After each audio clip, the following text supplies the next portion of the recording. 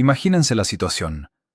Han destruido una división alemana entera, han quemado un tigre y 2 panteras, y en lugar de una medalla, les apuntan a la cara con una pistola TT y les prometen un consejo de guerra. Esta es la historia de la tripulación del Martillo, que logró lo imposible y casi paga con su vida por ello. ¿Qué es la anatomía táctica y por qué preferían callar sobre esto en los libros de texto? ¿Cómo conducir a través de gasolina ardiendo cuando la temperatura dentro del tanque derrite el caucho?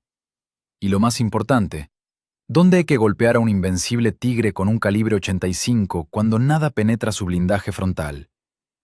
En esta entrega no habrá cuentos de hadas, solo suciedad, grasa, olor a carne quemada y un cálculo helado.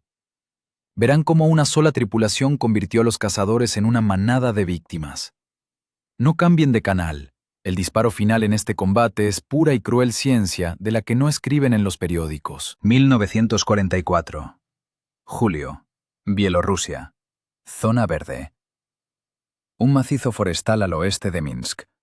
El aire aquí no solo está caliente, es denso, como aceite pesado. La temperatura dentro del compartimiento de combate del tanque T-34-85 ha superado los 40 grados Celsius, a la sombra. Pero aquí no hay sombra. Solo hay un blindaje al rojo vivo que funciona como un acumulador de energía solar, irradiando calor hacia el interior, al espacio cerrado donde están sentados 4 hombres. El hedor es insoportable. Una mezcla de escape diésel, humo de pólvora impregnado en el revestimiento, aceite caliente y sudor humano. Es el olor de la guerra. No ese del que escriben en los periódicos, sino el que se queda en la piel incluso después del baño. Silencio. Presiona los tímpanos más fuerte que el estruendo de la artillería. Porque en el estruendo sabes qué hacer, en el silencio esperas. Y la espera corroe la psique del soldado. La tripulación del tanque con el distintivo Martillo lleva 4 horas en una posición camuflada. 4 horas de inmovilidad.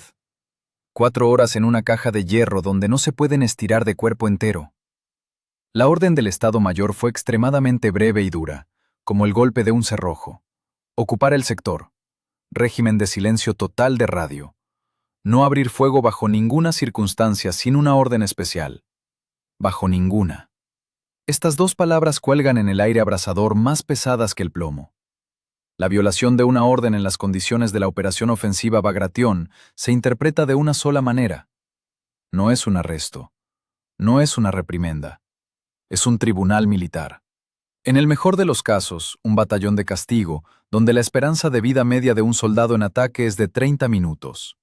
En el peor, fusilamiento frente a la formación por fallar en la misión de combate. El comandante del tanque, el teniente Kuznetsov, está sentado en su lugar, presionando los auriculares del casco contra sus oídos. En el aire solo hay el crujido de descargas estáticas. Él sabe por qué se dio esa orden. En algún lugar, más allá del bosque, se despliegan las fuerzas principales del cuerpo. Las cuñas de tanque se preparan para cerrar el cerco. Cualquier disparo prematuro aquí, en este cuadrante, revelará la posición de la emboscada y hará entender a la inteligencia alemana que el bosque no está vacío. Eso cambiará el mapa de la batalla. Obligará al enemigo a mover sus reservas. Costará la vida a miles de soldados de infantería que irán al ataque contra una defensa preparada y no contra tropas de retaguardia en pánico. Kuznetsov se mira las manos. Están llenas de aceite y hollín. Sus dedos tiemblan levemente. No es miedo a la muerte, es fisiología. La tensión excesiva de los músculos que llevan horas en una posición estática, listos para entrar en acción en cualquier segundo. Hace calor. La voz del cargador Sidorov por el intercomunicador suena ronca, como el chirrido del metal. El agua de la cantimplora está tibia como orina. Dejen las conversaciones. Corta secamente Kuznetsov. El canal es solo para órdenes. Sidorov, un tipo de campo fornido y de hombros anchos, está sentado abajo, en el lugar más incómodo del tanque. Su trabajo es levantamiento de pesas en el infierno. El cartucho unitario de calibre 85 milímetros pesa 16 kilogramos. En el estante de municiones hay 56 piezas. Cuando comience el combate, Sidorov tendrá que sacar esos 16 kilos de acero y explosivos del estante, girarlos en la estrecha torreta, e introducirlos en la recámara del cañón. La norma es un disparo cada 5 o 6 segundos. Si se demora, la tripulación morirá. Ahora simplemente está sentado, secándose el sudor de la frente con la manga sucia de su uniforme, mirando la recámara del arma. El artillero, el sargento Voronov, está pegado a la mira. Su mundo ahora se limita al estrecho sector de visión de la mira telescópica articulada TESA-16. El aumento es de 4 veces. El campo de visión es de 16 grados. A través de esta óptica, el bosque se ve diferente. No son árboles y arbustos. Son referencias, distancias y refugios. Voronov es el matemático de la tripulación. Su tarea no es solo poner la cruz sobre el objetivo. Su tarea es calcular la anticipación, tener en cuenta el viento, el desgaste del cañón y la temperatura del aire. Él sabe que el proyectil perforante BR-365 sale del cañón a una velocidad de 792 metros por segundo. Sabe que a una distancia de 1000 metros este proyectil pierde energía, pero aún es capaz de atravesar 100 milímetros de blindaje en ángulo recto. Pero también sabe que los tigres y las panteras alemanes rara vez exponen su blindaje en ángulo recto. Veo movimiento. La voz de Voronov es tranquila, casi mecánica. Sector 12. Distancia 1 kilómetro 200. Los pájaros han volado. Observar, ordena Kuznetsov. No moverse. El conductor mecánico, el suboficial Petrov, está sentado en la parte delantera del casco, separado de los demás. Sus palancas son una extensión de sus manos. Los embragues son duros, requieren fuerza. El motor diésel de 12 cilindros V234 ahora está en silencio, pero Petrov lo siente con la espalda. 500 caballos de fuerza listos para rugir y arrancar 32 toneladas de metal de su lugar. Petrov conoce cada vibración de esta máquina. Sabe que la rueda tensora derecha de la oruga tiene un poco de juego, y en los giros hay que tener cuidado para no descalzarse. El tanque T-34 no es una limusina cómoda. Es un tractor con cañón. La rígida suspensión de muelles tipo Christie no perdona errores. En marcha te sacude el alma, destrozando articulaciones y columnas vertebrales. Pero ahora mantiene el tanque inmóvil. Petrov mira por el periscopio. El vidrio está turbio, rayado por el polvo y las ramas. La visibilidad es pésima. El sector de visión del conductor es una estrecha rendija en el blindaje a través de la cual hay que guiar a la mole campo a través. El motor se ha enfriado, informa Petrov. El arranque será difícil si es urgente. El aceite se está espesando. Recibido, responde Kuznetsov. El silencio regresa, pero ahora está tenso, como una cuerda antes de romperse. En algún lugar a lo lejos, al límite de la audición, crece un zumbido bajo. No es el viento, es el sonido de motores. Motores pesados alemanes Maybach. Un sonido inconfundible. Se diferencia del rugido de los diésel soviéticos. Es más agudo, chillón en las revoluciones, pasando a un gruñido gutural. Kuznetsov mira el reloj. El segundero se mueve a saltos. 1, 2, 3. El tiempo se estira. Cada segundo es un latido del corazón. El tanque martillo es el caballo de batalla de la guerra. Aquí no hay ni un gramo de confort extra. Las soldaduras son toscas pero fiables. La torreta es de fundición, con un grosor de paredes de hasta 90 milímetros en la parte frontal. Es una buena protección contra la artillería de pequeño calibre, pero contra el cañón de 88 milímetros del Tigre, este blindaje es simplemente cartón. Kuznetsov lo sabe, Voronov lo sabe, toda la tripulación lo sabe. Sus vidas no dependen del grosor del acero, sino de la velocidad de reacción y del primer disparo. Quien ve primero, vive. Quien dispara primero, gana. Quien falla, arde. Pero no se puede disparar. Es la orden. El zumbido de los motores se hace más fuerte. La tierra comienza a temblar apenas perceptiblemente. Esta vibración se transmite a través de las orugas al casco, y del casco a los cuerpos de los tanquistas. Comandante, susurra Sidorov, sin presionar el botón del laringófono, pero en la estrecha torreta se le oye igual. Es una columna, grande. Kuznetsov se levanta un poco en la escotilla, tratando de no asomarse por encima del borde. Toma los binoculares. Las lentes acercan el claro que corta el macizo forestal. Primero aparece el polvo. Polvo gris y acre levantado por las orugas. Luego, tras la curva, Rompiendo los arbustos, sale la bestia. Geometría angular y depredadora. El característico freno de boca al final del largo cañón. La disposición intercalada de las ruedas. Tigre. Tanque pesado T6 Tigre. 56 toneladas de muerte. El frente del casco, 100 milímetros. El frente de la torreta, 110 milímetros. Los costados, 80 milímetros. Su cañón atraviesa el T-34 desde una distancia de 1,5 kilómetros de lado a lado. Detrás del Tigre viene otra máquina, luego otra. Kuznetsov cuenta. Encabeza un Tigre, se dicta a sí mismo, pero la tripulación escucha cada palabra. Le siguen 2 Panteras, transportes blindados Hanomag con infantería. 4. 5. Camiones. Opel con lonas, cisternas, camiones de combustible, 11 unidades de técnica. Van en formación cerrada, con confianza, con insolencia. Las escotillas están abiertas. Los alemanes se sienten dueños, no esperan una emboscada. Van hacia la retaguardia de la división soviética, hacia donde ahora se ubican los estados mayores, los almacenes y los batallones médicos. Hacia donde nadie está preparado para un encuentro con tanques pesados. Kuznetsov baja a la torreta. Adentro hace aún más calor. ¿O es simplemente que la sangre se le ha subido a la cabeza? El dilema del comandante es más simple y más aterrador que cualquier matemática superior. Opción 1. Cumplir la orden. Dejar pasar la columna. Mantener el camuflaje. Salvarse del tribunal. Pero entonces esas 11 máquinas saldrán a la retaguardia y organizarán una masacre. Aplastarán a las dotaciones de artillería, quemarán el hospital, destruirán el nodo de comunicaciones. Morirán cientos de personas, de su gente. Opción 2. Abrir fuego. Violar la orden directa del mando. Revelar su posición. Entrar en combate con una sola máquina contra 3 tanques pesados y un pelotón de infantería. Las probabilidades de supervivencia en tal combate tienden a 0. Si sobreviven de milagro, les espera el fiscal militar. El cargo: incumplimiento de una orden de combate. La pena: desde 10 años de campos de trabajo hasta el fusilamiento. 11 cajas, comandante. La voz de Voronov suena exigente. Ya está girando las ruedas de puntería, eliminando la holgura. La torreta gira apenas perceptiblemente. El accionamiento eléctrico está apagado para no hacer ruido. Funciona el mecanismo de giro manual. Van hacia el Estado Mayor. Lo veo. Kuznetsov se muerde el labio hasta sangrar.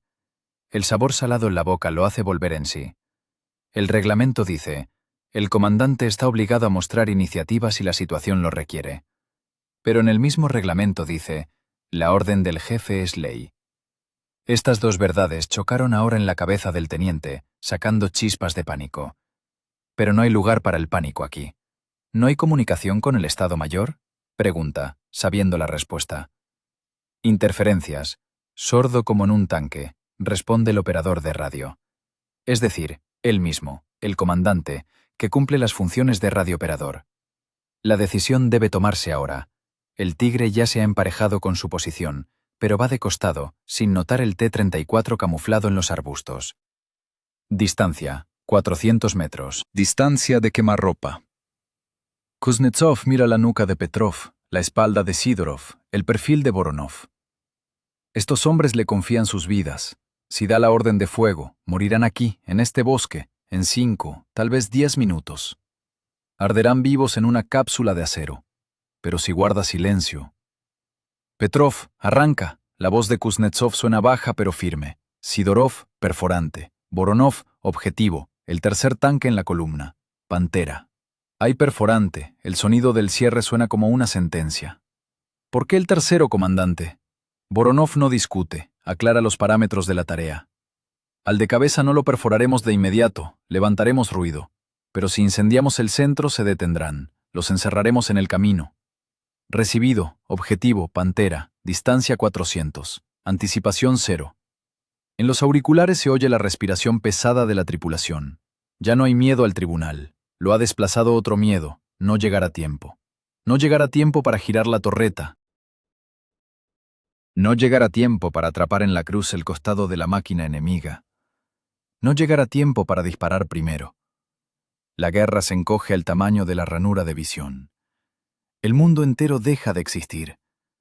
Ya no hay mamá, ni casa, ni planes para el futuro. Solo está la cruz de la mira, las manos temblorosas del cargador y el frío acero del proyectil. «¡Listo!», grita Sidorov. «¡Fuego!», ordena Kuznetsov. «Retroceso». 85 milímetros de acero y explosivos abandonan el cañón. El tanque se estremece con todo el cuerpo, como si hubiera recibido un golpe de mazo en la frente.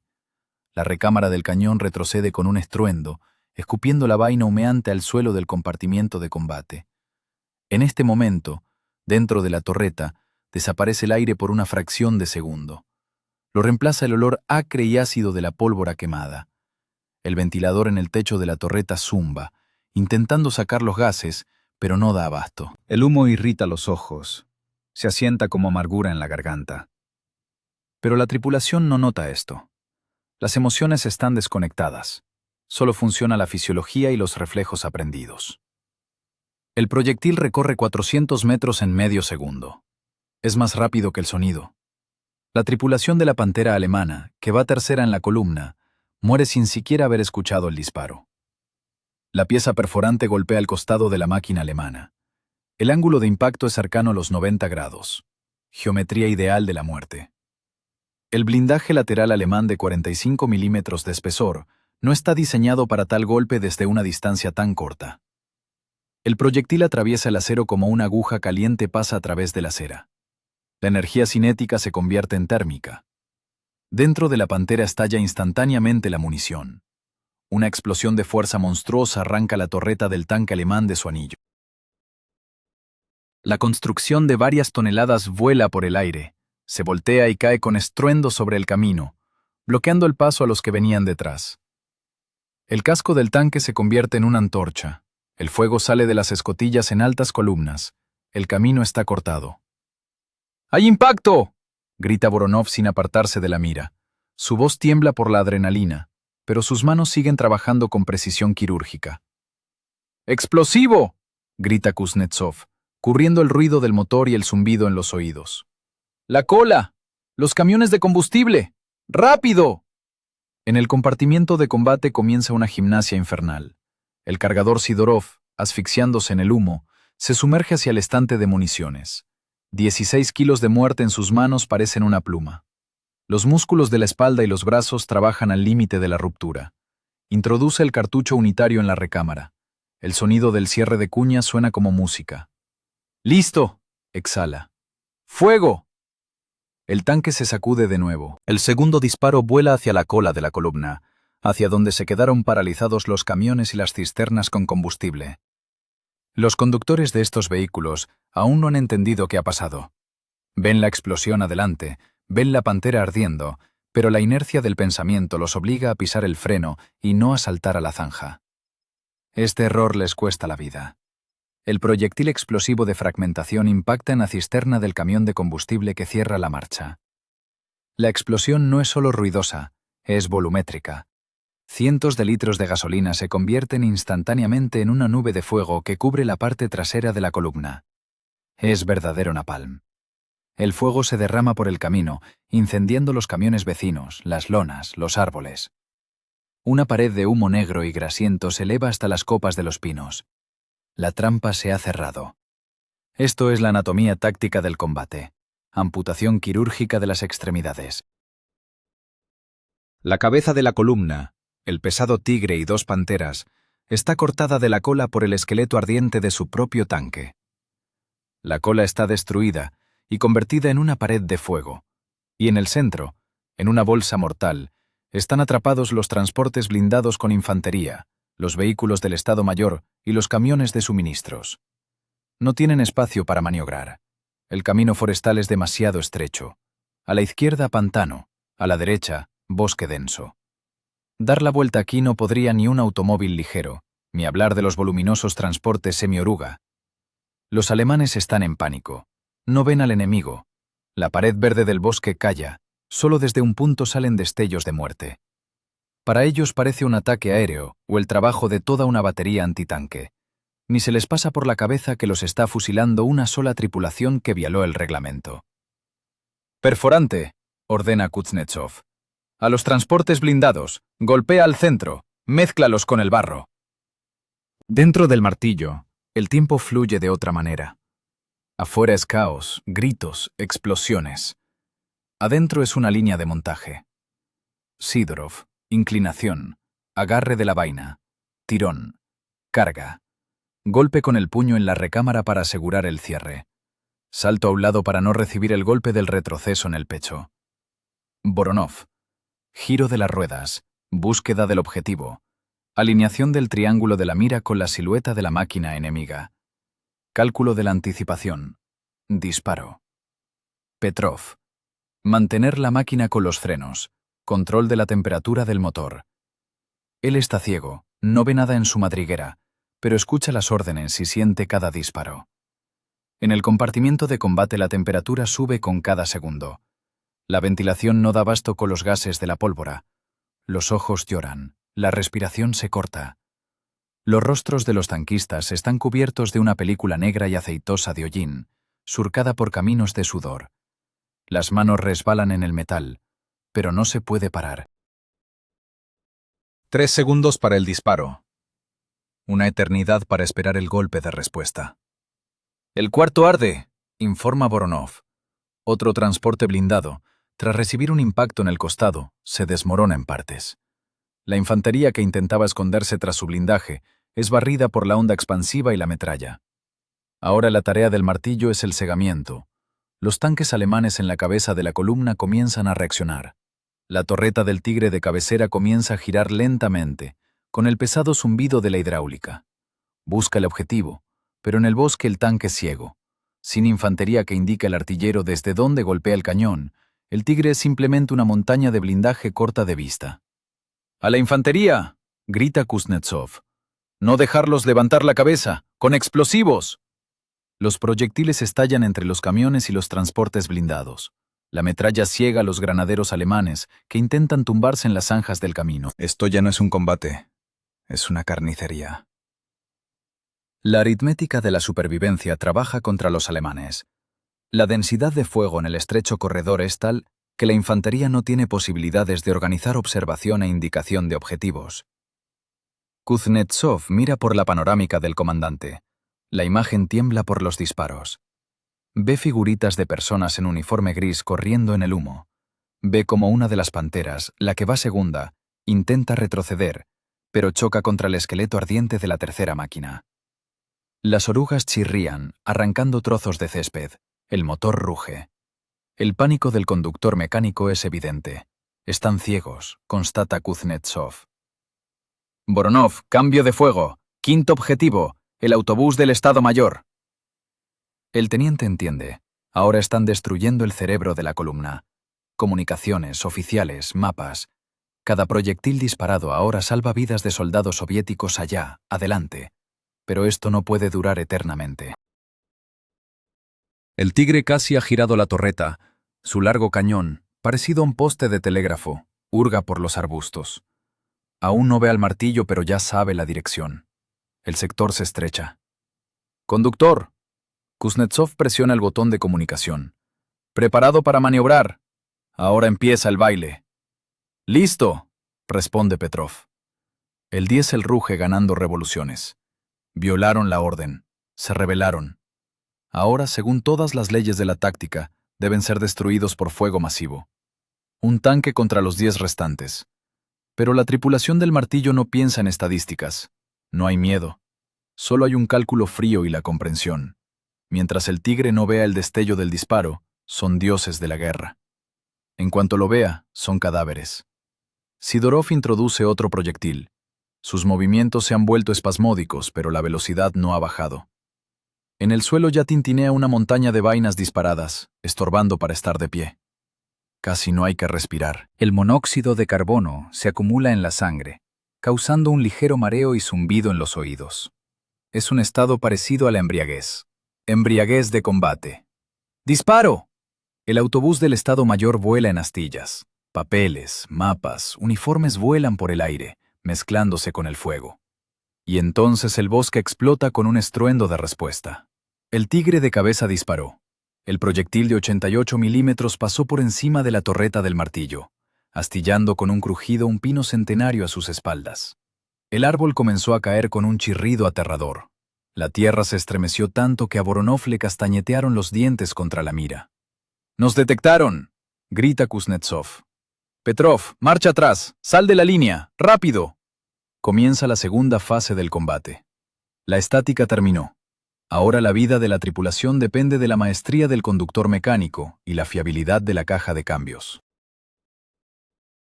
El tanque se sacude bruscamente hacia atrás, haciendo sonar las orugas. Una rama golpea los periscopios.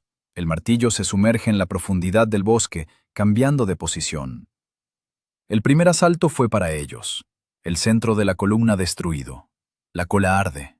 El enemigo está desorientado, pero el depredador principal, el tigre, se ha despertado, y está muy enojado. Ahora es un duelo, no de aniquilación, sino de velocidad. Velocidad de pensamiento y velocidad de movimiento. «¡Carga perforante!», ordena Kuznetsov, mientras el tanque rompe arbustos, yendo hacia el flanco de los alemanes. «¡Vamos a golpear a la bestia!». Dentro del tanque hay un estruendo. La tripulación es lanzada de un lado a otro. Cada golpe contra el blindaje responde con un moretón, pero no hay dolor. El dolor vendrá después, cuando baje la adrenalina. Ahora solo hay un objetivo. 11 objetivos.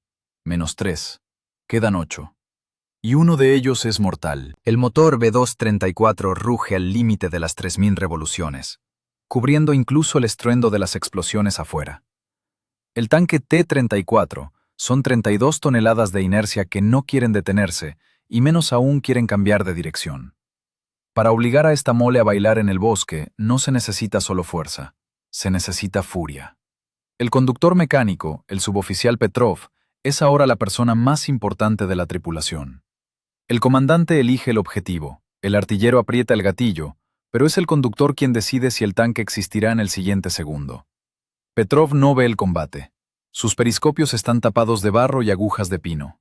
Conduce la máquina de oído, por las órdenes del comandante y por un instinto animal que se desarrolla solo en el 4º año de guerra. Su mundo son 2 palancas principales de control de los embragues laterales, el pedal del embrague principal y la palanca de cambios. El T-34 no tiene dirección asistida. Cada giro es un esfuerzo físico de 15 a 20 kilos por palanca. Para cambiar de marcha en movimiento, hay que tener la precisión de un cirujano y la fuerza de un herrero. De lo contrario, los engranajes simplemente se romperán y el tanque se convertirá en un blanco inmóvil. «¡A la derecha! ¡30!», grita Kuznetsov en el laringófono. Petrov tira de la palanca derecha hacia sí, pisando el pedal al mismo tiempo. La oruga se bloquea. La izquierda sigue traccionando, mordiendo el suelo del bosque. El tanque gira derrapando, derribando abedules jóvenes con la popa. Los árboles se rompen con un crujido seco, parecido a disparos. Dentro del casco este sonido se amplifica por el blindaje, creando la impresión de que el tanque se está desmoronando. En el compartimiento de combate reina el caos de la fuerza centrífuga. Al cargador Sidorov lo lanza de la recámara al estante de municiones. Se golpea el hombro contra el soporte del recolector de vainas, pero ni siquiera hace una mueca. El dolor es una señal para la cual ahora no hay tiempo. ¡Alto! La orden del comandante golpea los oídos. El tanque clava el morro. La suspensión Christie se comprime al tope, amortiguando la colosal inercia del frenado. El casco aún se balancea, y Voronov ya atrapa en la mira una nueva víctima. ¡Corta!, grita Kuznetsov. Esto significa una parada de 3 segundos. Exactamente lo suficiente para que el artillero logre alinear el triángulo de la mira con el objetivo, mientras las oscilaciones del casco no se hayan calmado definitivamente. Disparar en movimiento desde un T-34 es una lotería. El cañón no tiene estabilizador. Para acertar, hay que quedarse quieto. Disparo.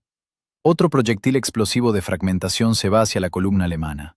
Esta vez el objetivo es un grupo de infantería que intenta desplegar un cañón antitanque PaK-40. Los alemanes actúan correctamente, según el reglamento, pero son demasiado lentos. El proyectil explota a 1 metro del soporte del cañón, convirtiendo la dotación y el arma en un montón de metal retorcido. ¡Adelante! ¡Más a la izquierda! ¡Gas! Petrov lanza la máquina de nuevo en un arranque. El diésel se ahoga en gasóleo, expulsando por los tubos de escape nubes de humo negro y grasiento. Este humo se mezcla con el polvo y el humo de los incendios, creando una cortina ideal. El martillo no se queda quieto ni un segundo. Se mueve en una trayectoria quebrada, describiendo zigzags locos entre los pinos centenarios. Disparo desde una posición. Arranque 50 metros a la izquierda. Disparo. Arranque 30 metros hacia la profundidad del bosque. Disparo. Para los alemanes atrapados en el camino estrecho, esto parece el ataque de todo un pelotón de tanques. Ven el destello a la derecha e inmediatamente reciben un proyectil desde la izquierda. Giran las torretas hacia el sonido del disparo, Pero allí ya no hay nadie. Solo ramas oscilando y polvo asentándose. Su fuego de respuesta vuela al vacío. Los proyectiles de los antiaéreos de 37 milímetros, que intentan usar contra objetivos terrestres, podan los arbustos donde el martillo estuvo hace 10 segundos. Es una ilusión de ejército. Una sola tripulación, trabajando como una línea de montaje de muerte, crea una densidad de fuego comparable a una batería. Pero el precio de esta ilusión es un desgaste extremo de la técnica y de las personas. Dentro del tanque la temperatura se acerca a los 60 grados. El ventilador en el techo de la torreta mueve el aire ardiente, envenenado por los gases sin traer alivio. El sudor inunda los ojos, irritando la mucosa.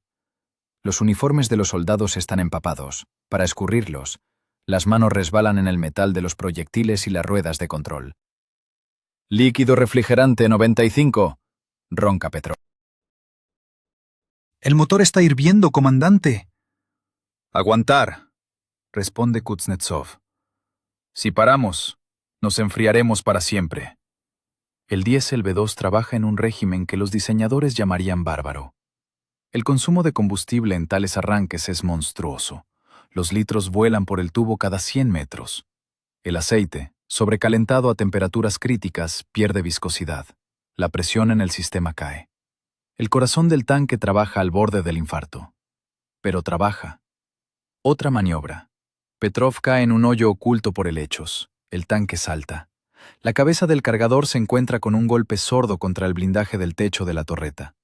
Sidorov cae de rodillas, soltando el proyectil al suelo. ¿Vivo? El grito de Kuznetsov. ¡Vivo!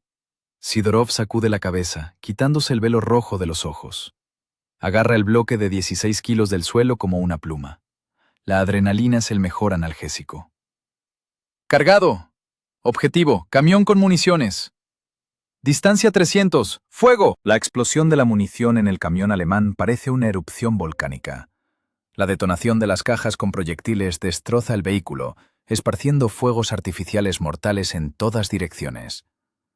La onda expansiva tumba árboles al borde del claro. Los alemanes están desmoralizados. Han dejado de entender de dónde viene la amenaza. El pánico es una reacción en cadena.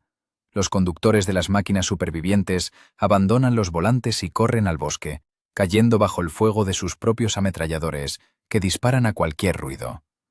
La coordinación se ha perdido. Los oficiales gritan órdenes, pero nadie los oye en este infierno. Kuznetsov se separa por un segundo de los instrumentos de observación. Ve el cuadro del combate completo. Técnica ardiendo, figuras corriendo, humo negro. Han hecho lo imposible.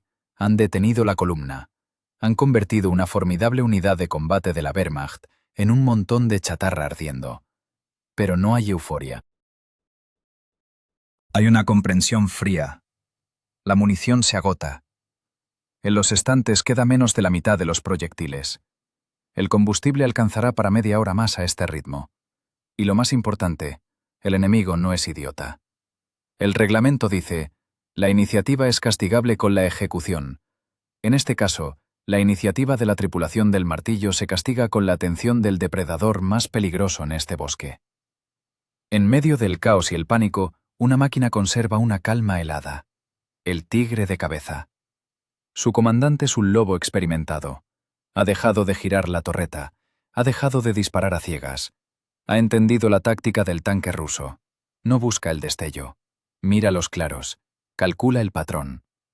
El tigre retrocede lentamente, cubriendo el casco tras un transporte blindado destruido.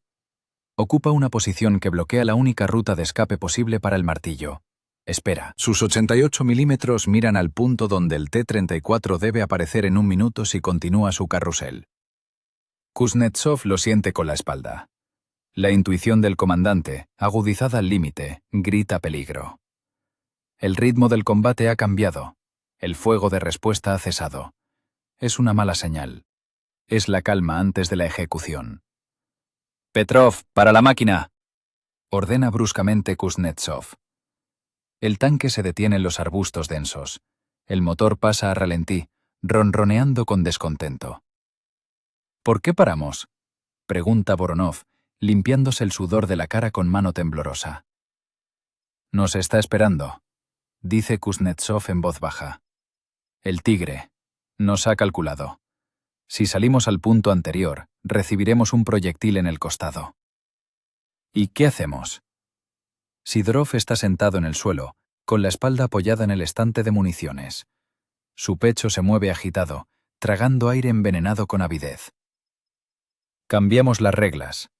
Kuznetsov mira el mapa pegado a la tablilla. No iremos a la izquierda, iremos derecho. ¿Derecho? Petrov en el casco suena incrédulo. Hacia el Tigre, de frente. Comandante, eso es suicidio. Nuestros 85 no atravesarán su frente ni a quemarropa. Es como tirar piedras a una caja fuerte. De frente no entrarán, concuerda Kuznetsov. Pero no vamos a golpear de frente. Vamos a embestir. En el compartimiento de combate se hace el silencio. Embestir. El último argumento. El arma de la desesperación. Broma. Sonríe duramente Kuznetsov, pero sus ojos permanecen fríos. No embestir. Pasaremos a través del humo, por donde arden los camiones de combustible. No nos espera por la cola, nos espera por el flanco. Pasaremos a través del fuego y le entraremos por la retaguardia. ¿A través del fuego?, vuelve a preguntar Petrov. ¿Las orugas aguantarán? Las orugas son de acero, aguantarán, pero el caucho de las ruedas puede quemarse. Pero eso es mejor que un agujero en la torreta. La logística es simple, murmura Voronov, pegándose de nuevo la mira. O nos quemamos por fuera o por dentro. Por fuera hay más posibilidades. Petrov, la voz del comandante se vuelve de acero. Escucha mi orden, a toda máquina, derecho a través de la columna en llamas, velocidad máxima, no detenerse bajo ninguna condición. Si atropellas a alguien, aplasta, si chocas, empuja. Necesitamos pasar 300 metros de infierno. Entendido. La voz del conductor es tranquila, ya se ha resignado. Agárrense. Ahora va a hacer calor, literalmente. El diésel aúlla, ganando máximas revoluciones. El tanque arranca, rompiendo arbustos, y sale al camino. Directo a la pared de fuego y humo negro, donde se consumen los restos de la retaguardia alemana. La ilusión de ejército desapareció. Quedó una sola máquina real, corriendo hacia las fauces del diablo. El mundo tras el blindaje se convierte en un crisol al rojo vivo. El tanque martillo entra en la zona de fuego continuo. No es una metáfora.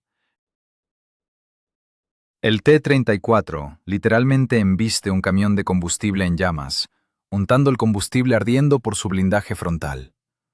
La visibilidad cae a cero. Los periscopios se inundan de hollín negro y fuego graso.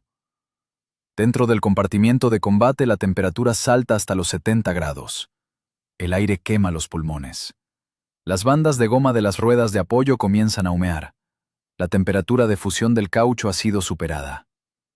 «¡Mantener el rumbo!», ronca Kuznetsov, apretando el laringófono con la mano, porque el sudor hace la piel resbaladiza y el contacto se pierde.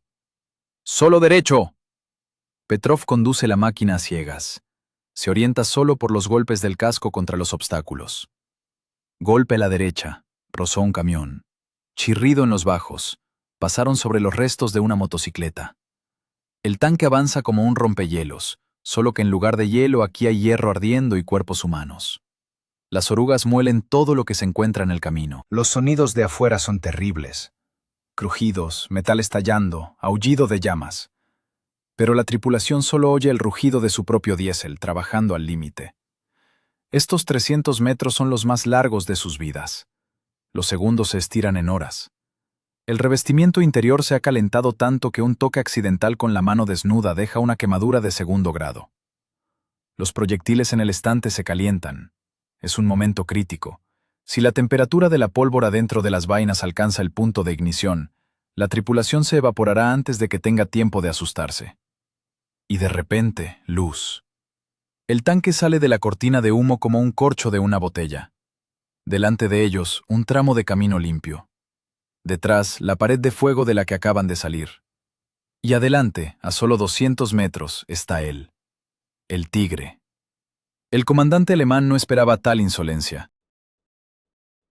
Su torreta está girada a las 3 en punto, hacia el bosque, desde donde se disparaba hace un minuto. Espera al enemigo por el flanco. No cree que los rusos se arriesguen a pasar a través del infierno. Pero pasaron. Ahora el martillo se encuentra en la llamada zona muerta del sector trasero del Tigre. Pero la máquina alemana no se queda quieta. Comienza a girar. «Veo el objetivo», grita Voronov. «Distancia 200. Retaguardia. Alto», ordena Kuznetsov. El tanque clava el morro, deteniéndose. La inercia lanza a los hombres hacia adelante, los cinturones se clavan en los hombros. Comienza el duelo de mecánica. La torreta del Tigre pesa 11 toneladas. Para girarla 180 grados con ayuda del accionamiento hidráulico, se necesitan unos 60 segundos a bajas revoluciones del motor. Si el conductor alemán acelera, el tiempo se reducirá, pero aún así son segundos. Preciosos y pesados segundos. El cañón de 88 milímetros, esa trompa mortal, comienza a arrastrarse lentamente hacia el martillo. «¡Perforante! ¡A la retaguardia!», ordena Kuznetsov. «¡No!», objeta inesperadamente Voronov. Es una violación de la subordinación, pero es la voz de un profesional. «¡Tiene inclinación ahí! ¡Habrá rebote! ¡Esperamos el costado!». Es una locura. Esperar a que el enemigo se gire hacia ti con el cañón. Pero Voronov tiene razón. La placa trasera del Tigre tiene inclinación, y desde esta distancia, considerando el giro del casco del alemán, el ángulo de impacto del proyectil puede ser demasiado agudo. El proyectil perforante simplemente resbalará por el acero, dejando un rasguño, y volará al cielo. Y no habrá segunda oportunidad. Los 88 milímetros no fallan desde 200 metros. El Tigre gira no solo la torreta, sino también el casco. Expone el costado en ángulo, tratando de aumentar el grosor efectivo del blindaje. «Espera», susurra Kuznetsov. Se le está poniendo el pelo canoso, justo ahora. La boca del cañón alemán mira ya casi hacia ellos. La pupila negra de la muerte se dilata. Un par de grados más, y el artillero del Tigre presionará el pedal de disparo. Voronov mira por la mira. No ve un tanque, ve geometría. El grosor del blindaje lateral del casco del Tigre es de 80 milímetros. El costado de la torreta también es de 80. La parte inferior del costado tras las ruedas es de 60. El lugar más vulnerable es el tramo entre la rama superior de la oruga y el guardabarros. Allí se encuentran los tanques de combustible y la munición. Pero el alemán gira el casco. El ángulo de impacto cambia. Ahora el blindaje efectivo ya es de más de 100 milímetros. Los 85 milímetros del proyectil soviético pueden no penetrar. Se necesita un error del alemán, o una precisión ideal. «Al anillo», exhala Voronov. «Golpeo bajo la torreta». Es la zona de unión, el lugar donde la torreta giratoria se une al casco. Allí hay un espacio microscópico cubierto por un anillo blindado. Si acierta ahí, el proyectil bloqueará la torreta. Si hay suerte, penetrará y entrará en el compartimiento de combate. El tanque alemán se congela por un instante para disparar. Es esa misma parada corta que les enseñaron a ellos y a nosotros. ¡Disparo! El T-34 se estremece. El proyectil recorre 200 metros instantáneamente. El tiempo se comprime en un punto. Golpe. Chispas. Un haz de fuego en el blindaje del Tigre. El proyectil no da en el anillo. Da un poco más abajo, en la parte superior del costado, justo bajo la base de la torreta. Pero la distancia es demasiado pequeña. La energía cinética del proyectil a 200 metros es colosal. No perfora el blindaje de lado a lado en el sentido clásico. Ocurre un desprendimiento. Del lado interno del blindaje del Tigre se desprenden trozos de acero, convirtiéndose en metralla. Pero lo principal es la onda de choque. Un golpe de tal fuerza que, probablemente, arranca los anclajes de los mecanismos internos. El Tigre calla. No hay disparo de respuesta. ¡No perforó!, grita desesperado Sidorov, introduciendo ya el siguiente proyectil. Tranquilo. La voz de Voronov es helada. Mira el humo. De la escotilla abierta de la cúpula del comandante del Tigre sale un fino hilo de humo gris. Luego se vuelve más denso, más negro. Dentro de la máquina alemana ocurrió lo que los tanquistas llaman soldadura. Las esquirlas de blindaje al rojo vivo y la escoria golpearon las vainas de los proyectiles que se encuentran en el estante de primera línea. La pólvora se encendió. La presión dentro del Tigre aumenta de golpe a cientos de atmósferas. Las escotillas del conductor y del radiooperador salen disparadas desde adentro, como corchos de champán. De los orificios salen columnas de fuego de 3 metros de largo. Son las cargas de pólvora ardiendo. La detonación aún no ha ocurrido, es solo incendio. La tripulación adentro está condenada. La temperatura allí ahora es de 1500 grados. 1 segundo. 2. Explosión. La torreta de varias toneladas del Tigre salta, separándose del casco, y con un estruendo pesado y sordo se desliza hacia un lado, aplastando la oruga. El casco se infla desde adentro, las ruedas vuelan hacia los lados. El monstruo está muerto. La física venció al blindaje. En el bosque se hace un silencio tintineante. Solo se oye cómo cruje el metal ardiendo y zumba el ventilador en la torreta del martillo, continuando succionando el humo de la pólvora. Listo, constata Voronov. Se separa de la mira y se seca los ojos con el dorso de la mano. La mano deja una franja negra en su cara. Kuznetsov se desliza lentamente hacia abajo, al asiento. Las piernas no lo sostienen. La adrenalina que lo mantuvo en tono la última media hora se va, dejando tras de sí un vacío y una debilidad salvaje. Las manos le empiezan a temblar tanto que no puede desabrochar la funda de la pistola. «Apagar el motor», ordena en un susurro. Petrov gira la llave. El rugido del diésel se corta. Y este sonido, el sonido del silencio, resulta más aterrador que el estruendo del combate. Porque en este silencio llega la comprensión de lo que acaban de hacer. Han destruido una columna de tanques, entre 4, en un solo tanque, violando una orden directa del mando. Kuznetsov mira el reloj. El combate duró 22 minutos. 22 minutos que costaron la vida, probablemente, a 50 soldados y oficiales alemanes, y que salvaron... ¿a cuántos? ¿1000 de los suyos? ¿2000? La escotilla se abre con un chirrido forzado. En la torreta irrumpe el aire fresco del bosque, mezclado con olor a quemado y carne asada. Kuznetsov sale al blindaje. Se tambalea como un borracho. Alrededor es el infierno. El camino forestal está cubierto de hierro ardiendo. El Tigre echa humo negro y aceitoso. Un poco más allá terminan de arder las panteras. Por todas partes hay restos esparcidos, vainas, algunos papeles. Petrov sale de la escotilla del conductor mecánico. Cae a la hierba y traga aire con avidez. Su cara es gris, los ojos hundidos. Agua. Ronca. Sidorov le extiende la cantimplora. El agua está caliente, casi hirviendo, pero Petrov la bebe a tragos ávidos, derramándola sobre el uniforme. Están vivos. Es un hecho que el cerebro se niega a aceptar de inmediato. Debieron morir 10 veces en estos 22 minutos. Por estadística, por teoría de probabilidad, por características táctico-técnicas, son cadáveres. Pero el martillo está en pie, ahumado, con la pintura descascarada, con abolladuras en los guardabarros, con el caucho humeante en las ruedas, pero entero. El blindaje no está perforado. Comandante, Voronov está sentado en la torreta, con las piernas colgando. Enciende un cigarrillo, rompiendo los fósforos con dedos temblorosos. Pero nos van a fusilar. Kuznetsov lo mira. La mirada del teniente está vacía, vidriosa. Tal vez, dice, pero hoy no. A lo lejos se oye el sonido de una motocicleta, un crepitar creciente de un motor de 2 tiempos. No es un sonido alemán, es una M72, el enlace. Kuznetsov se acomoda el cinturón, revisa los botones del uniforme. La costumbre de ser oficial se impone al cansancio. «Tripulación, a ponerse en orden», ordena. La voz es débil pero firme.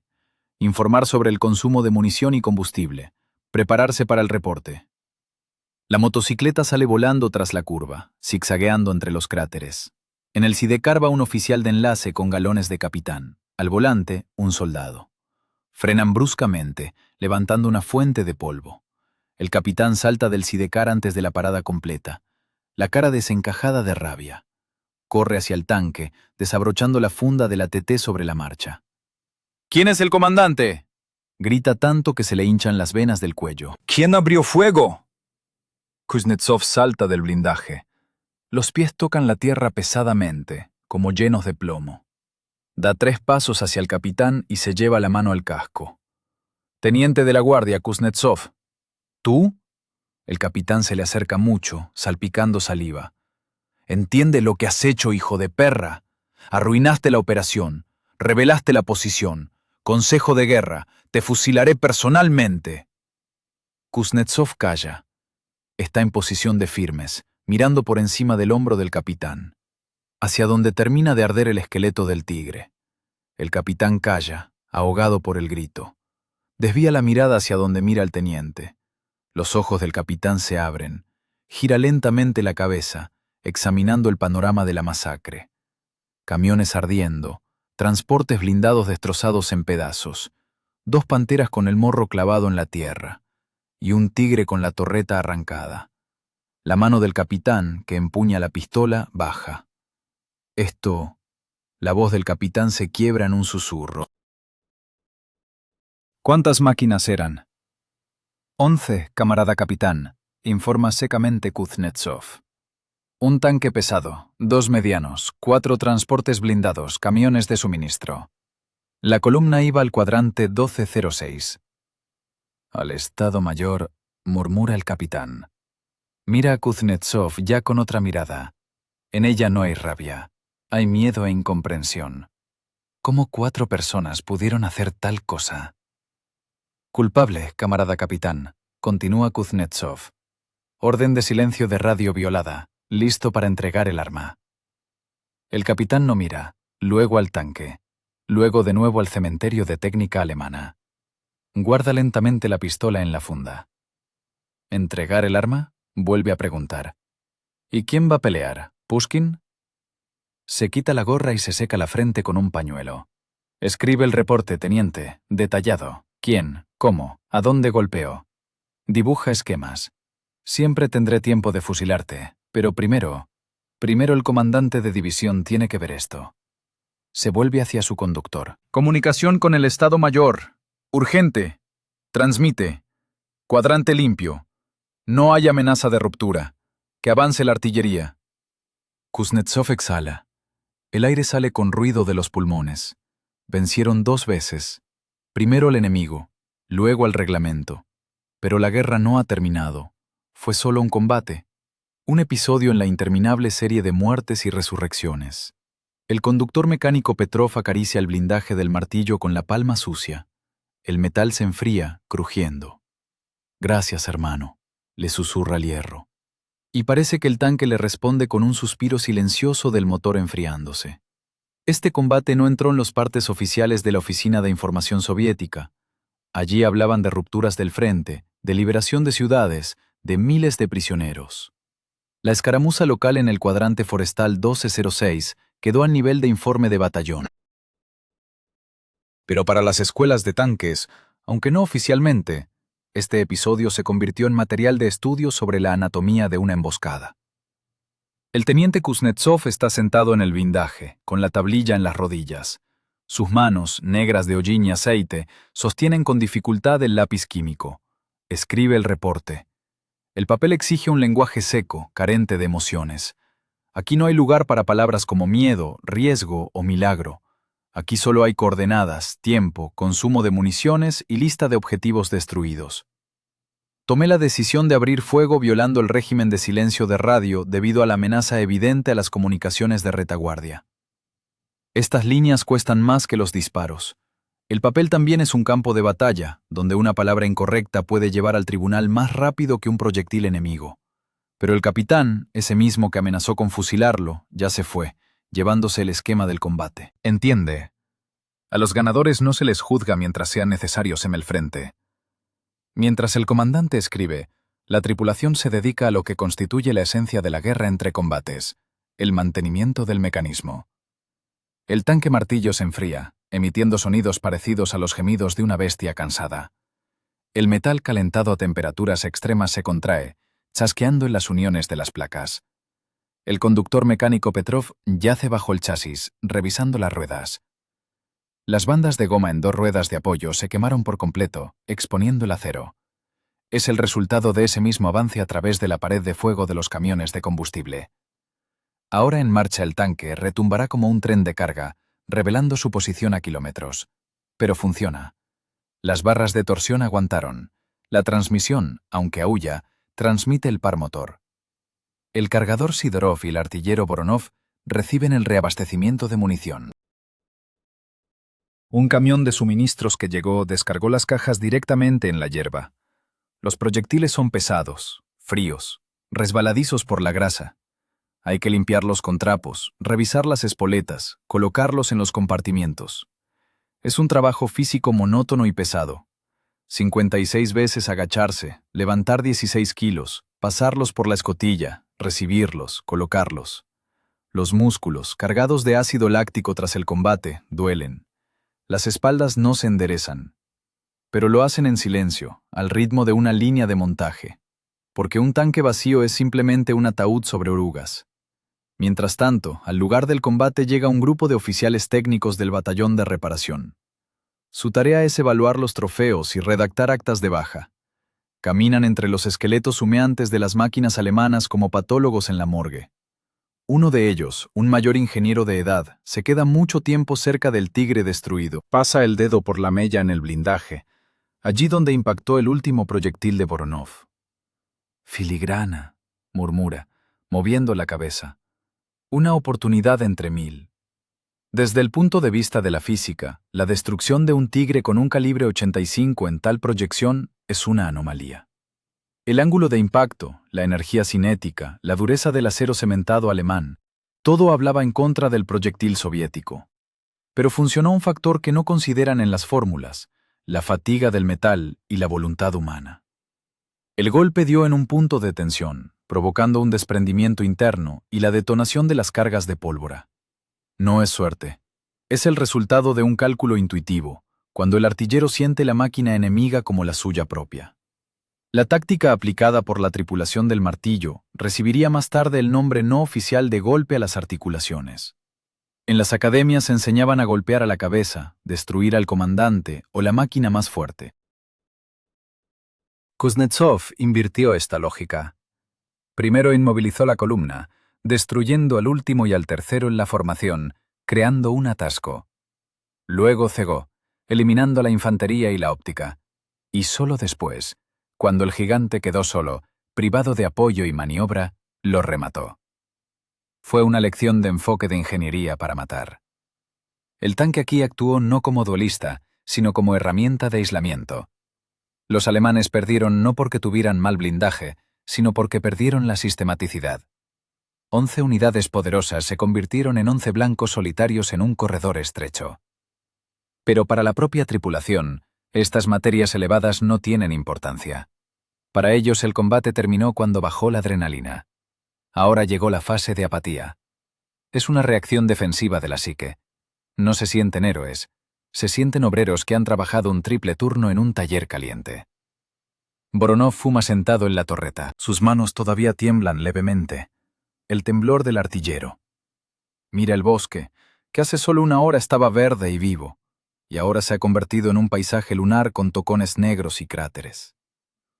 «Oiga, comandante», pregunta con voz ronca, «¿nos darán medallas?» Kuznetsov se separa del reporte. Mira a su gente, sucios, demacrados, con ojos inflamados. «Nos darán gasóleo», responde, «y nos dieron proyectiles». Da gracias que no sea un consejo de guerra. Las medallas son para los que dibujan flechitas en el mapa en el Estado Mayor. Y para nosotros, trabajo. En esto consiste toda la verdad de la guerra. El heroísmo aquí no es una pose bonita frente a una bandera desplegada. El heroísmo es la velocidad de recarga. Es la capacidad de no dormir 3 días. Es la capacidad de limpiar la recámara del cañón cuando los dedos no se doblan por el cansancio. Es la disposición a meterse de nuevo en una caja de hierro impregnada de olor a muerte y a esperar de nuevo el disparo. Llega el camión de combustible. Tiran la manguera a las bocas de los tanques. El olor a gasóleo supera el olor a quemado. Petrov vigila el nivel. El tanque come mucho. En ese baile loco en el bosque se fue casi medio tanque. ¡Lleno!, grita Petrov. Retiran la manguera. Cierran las escotillas. Kuznetsov pliega la tablilla. El reporte está escrito. Lo entregará con el enlace. Y ahora, nueva orden. La radio cobra vida. El aire se abre paso a través del crujido de interferencias. La voz del comandante de batallón, lejana y distorsionada, dicta nuevas coordenadas. La ofensiva se desarrolla. Las cuñas de tanques van hacia Minsk. En algún lugar allá adelante, nuevas barreras, nuevos tigres, nuevas baterías. ¡A sus puestos! La orden suena cotidiana. La tripulación se sumerge en las escotillas. Movimientos habituales. Pie en el estribo, tirón. El cuerpo se desliza en el estrecho orificio. Adentro hace el mismo calor, pero ahora este calor parece familiar. El tanque es su casa, su fortaleza y su probable tumba. Una cápsula donde la decisión de uno salva o mata a 4. El motor tose, expulsando una nube de humo azulado, y zumba parejo. El tanque martillo gira sobre una oruga, moliendo el humus mezclado con ceniza. Sale lentamente al camino, rodeando el esqueleto humeante del tigre alemán. La torreta del tanque soviético está girada hacia adelante. El freno de boca mira al este. No miran atrás. Mirar los resultados de su trabajo es mal presagio. Este combate mostró lo principal. El reglamento se escribe con sangre. Cada línea de la instrucción de combate está pagada con miles de vidas del año 41 y 42. Allí dice, no violar la orden. Pero allí mismo, entre líneas, está escrita otra regla, la regla suprema de la guerra. Vence. A veces, para cumplir el deber ante la patria, hay que violar la orden del comandante, pero el precio de esta elección es tu cabeza. El teniente Kuznetsov puso en juego su cabeza y las de su tripulación. Y ganó. Hoy. Mañana será un nuevo día. Nueva aritmética de supervivencia. Nuevos ángulos de impacto del proyectil con el blindaje. Pero este tramo concreto de bosque, este cruce de caminos, quedó para ellos. Las orugas suenan, ganando velocidad. El tanque desaparece en la espesura del bosque, dejando tras de sí una estela de polvo y una gloria que ninguno de ellos pidió. La guerra es un trabajo pesado y sucio, y ellos simplemente lo hicieron con calidad, sin defectos. Fin de la comunicación. La guerra no es solo disparos, es ante todo logística y recursos. La victoria de la tripulación del Martillo en el cuadrante forestal 1206 se convirtió en un triunfo táctico, pero la física cobró lo suyo. Cualquier mecanismo tiene un límite de resistencia, y en ese combate el 34 agotó ese límite hasta el fondo. Después del combate llega la fase que en los libros de texto llaman restauración de la capacidad de combate, y en el frente, reanimación del hierro. Llevaron el tanque a la retaguardia del batallón, a una arboleda donde se ubicaba el taller móvil. Los mecánicos, hombres curtidos con el aceite impregnado en la piel, caminaban alrededor de la máquina en silencio. Los daños del martillo se leían como un mapa del combate. Las bandas de goma en la segunda y tercera ruedas de apoyo faltaban por completo. No solo se quemaron, se derritieron, exponiendo el metal que durante la marcha logró aplastarse contra los pernos de las orugas. La rueda motriz tenía una mella en un diente, consecuencia de un arranque brusco al girar en el lugar. Pero lo más terrible se escondía adentro. El motor V2, el corazón de la máquina, estaba desgastado hasta un estado crítico. Ese mismo régimen de revoluciones extremas que permitió al tanque bailar entre los proyectiles le costó la mitad de la vida útil del motor. El aceite en el cárter se convirtió en alquitrán negro con viruta metálica. Era la sangre del motor, viruta de los cojinetes del cigüeñal. Los anillos de los pistones cedieron, la compresión cayó. El tanque estaba vivo, pero era un inválido. La tripulación no se veía mejor.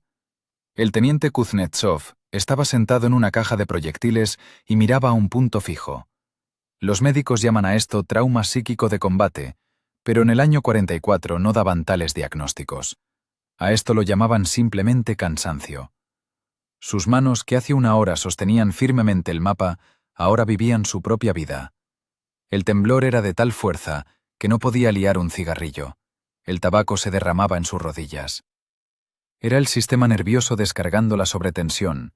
La química del organismo, sobresaturada de adrenalina y cortisol, fallaba. El cargador Sidorov dormía. Dormía directamente en el suelo, bajo la oruga de su tanque, hecho un ovillo. Se durmió instantáneamente en cuanto salió de la escotilla. Su cuerpo, que movió casi una tonelada de hierro en 20 minutos, se apagó. En sueños se estremecía y movía el hombro. Los músculos seguían cargando el cañón. Este combate entró en la historia no como una hazaña, sino como un precedente. Más tarde, cuando los analistas del Estado Mayor revisaron el reporte de Kuznetsov, vieron en el caos de ese combate una estructura clara. Esto se convirtió en la base de una doctrina táctica no oficial. Golpea a los nudos, no a las cabezas. Antes enseñaban a buscar al comandante. Kuznetsov mostró que es más efectivo buscar los eslabones débiles.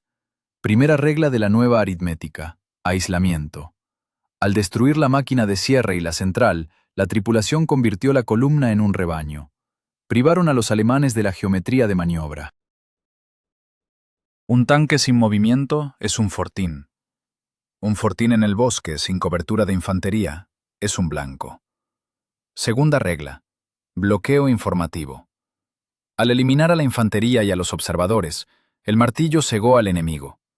El tanque Tigre tiene una óptica excelente, pero mira hacia donde está girada la torreta. La infantería son los ojos del tanque en 360 grados. Sin ojos, los 88 milímetros de calibre se convierten en un tubo inútil. Tercera regla: la psicología como arma. El movimiento continuo y el cambio de posiciones crearon en los alemanes una falsa imagen del mundo. Creían que los atacaban fuerzas superiores. El miedo es una variable irracional que obliga a soldados experimentados a cometer errores. El conductor alemán de la Pantera, entrando en pánico, bloqueó el paso. Los artilleros alemanes disparaban a las sombras. Esta táctica no entró en los reglamentos oficiales de inmediato. Los reglamentos se escriben despacio, en oficinas donde hay silencio y huele a paño. Pero en el frente, la información se propaga más rápido que las ondas de radio. La experiencia de la tripulación del martillo se transmitía en las zonas de fumar, en los hospitales, en los puntos de tránsito. Haz como Kuznetsov significaba: piensa antes de apretar el gatillo.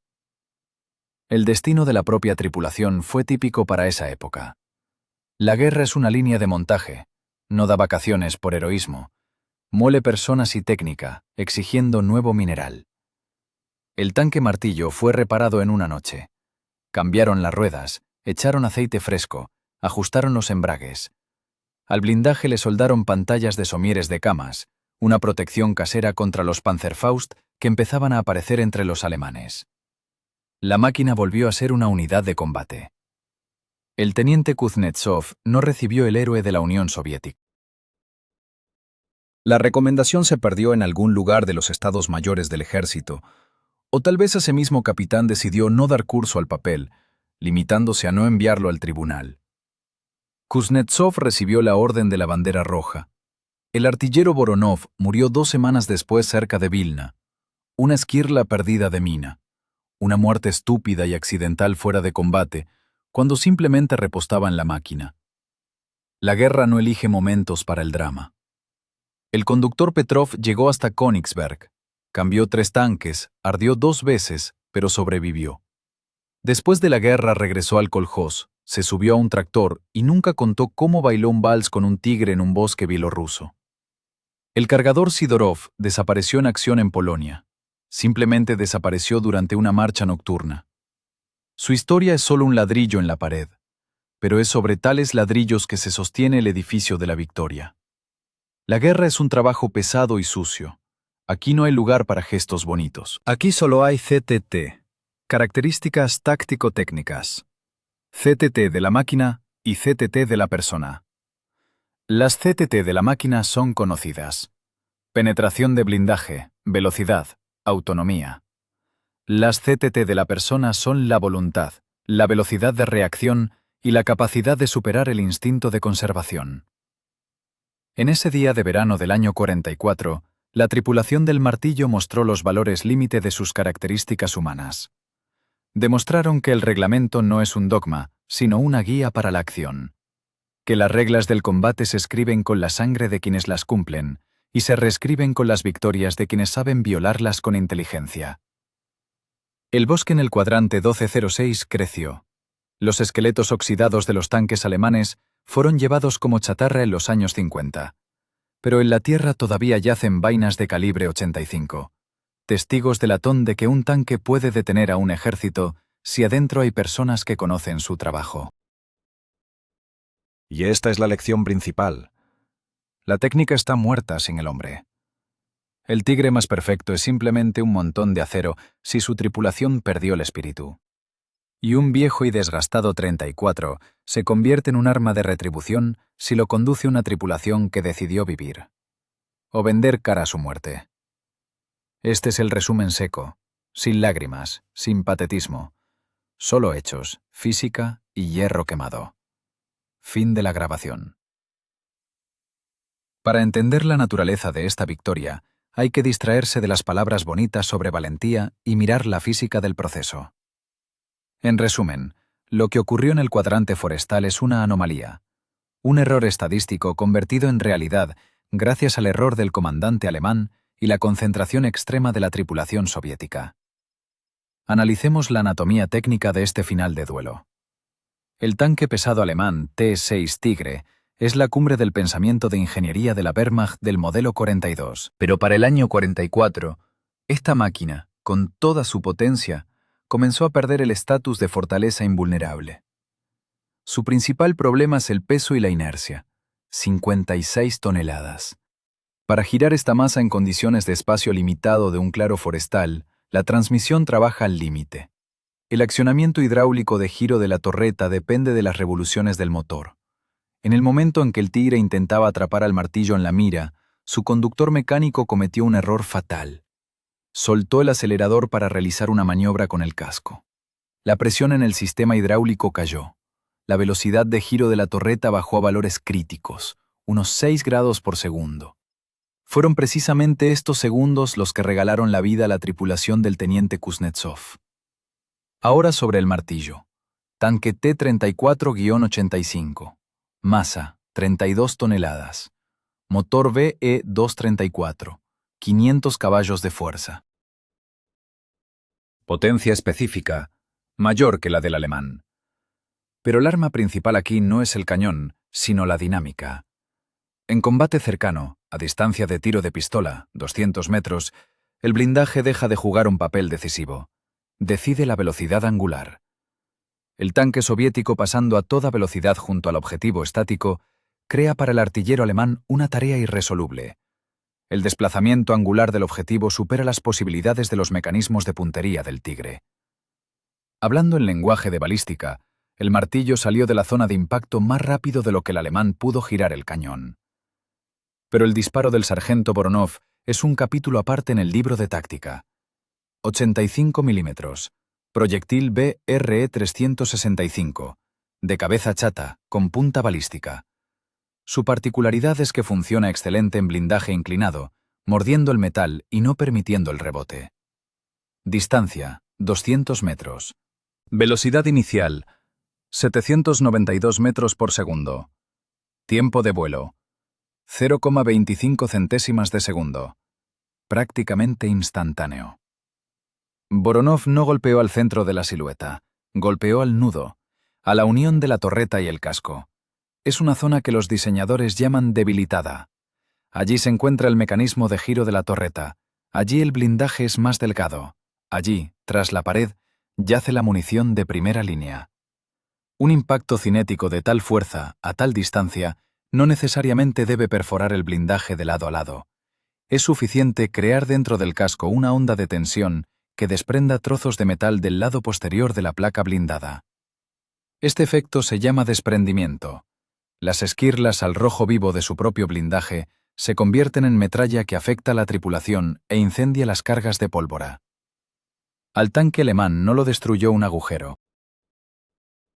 Lo destruyó su propia construcción, y la estrechez del compartimiento de combate, donde cualquier fuente de fuego lleva a una explosión volumétrica. La operación Bagration en general se convirtió en un cementerio para el zoológico alemán. El terreno boscoso y pantanoso de Bielorrusia privó a la Wehrmacht de su as principal, la distancia. Los tigres y las panteras fueron creados para duelos en espacios abiertos, a distancias de 1,5 kilómetros o 2, donde su óptica y potentes cañones daban una ventaja absoluta. En el bosque, donde la visibilidad se limita a 100 metros, se convertían en elefantes torpes en una cacharrería. La tripulación del Martillo palpó intuitivamente esta debilidad. Le impusieron al enemigo un combate bajo sus propias reglas. Convirtieron el combate de tanques en una pelea a cuchillo en una cabina telefónica, donde el largo cañón del Tigre solo estorbaba, enganchándose en los árboles. Esto es la anatomía táctica. La comprensión de que las TTT en la tabla y las TTT en el combate real son cosas diferentes. En la tabla el Tigre mata al T-34. En el bosque, a distancia de lanzamiento de granada, el T-34 mata al Tigre si tras las palancas hay un virtuoso y en la mira un cirujano. Pero tras este triunfo técnico se esconde otra capa de realidad: la logística. Después del combate, cuando la adrenalina bajó, la tripulación se enfrentó a la prosa de la guerra. El consumo de combustible en 20 minutos de combate maniobrado fue de casi 100 litros. Es una cifra monstruosa. El motor, trabajando en régimen forzado, se comió el aceite. El tanque Martillo, a pesar de la victoria, requería una reparación seria. En la marcha hacia Minsk, el conductor Petrov detenía la máquina cada 2 horas para revisar la tensión de las orugas. El metal sobrecalentado de los eslabones se estiraba.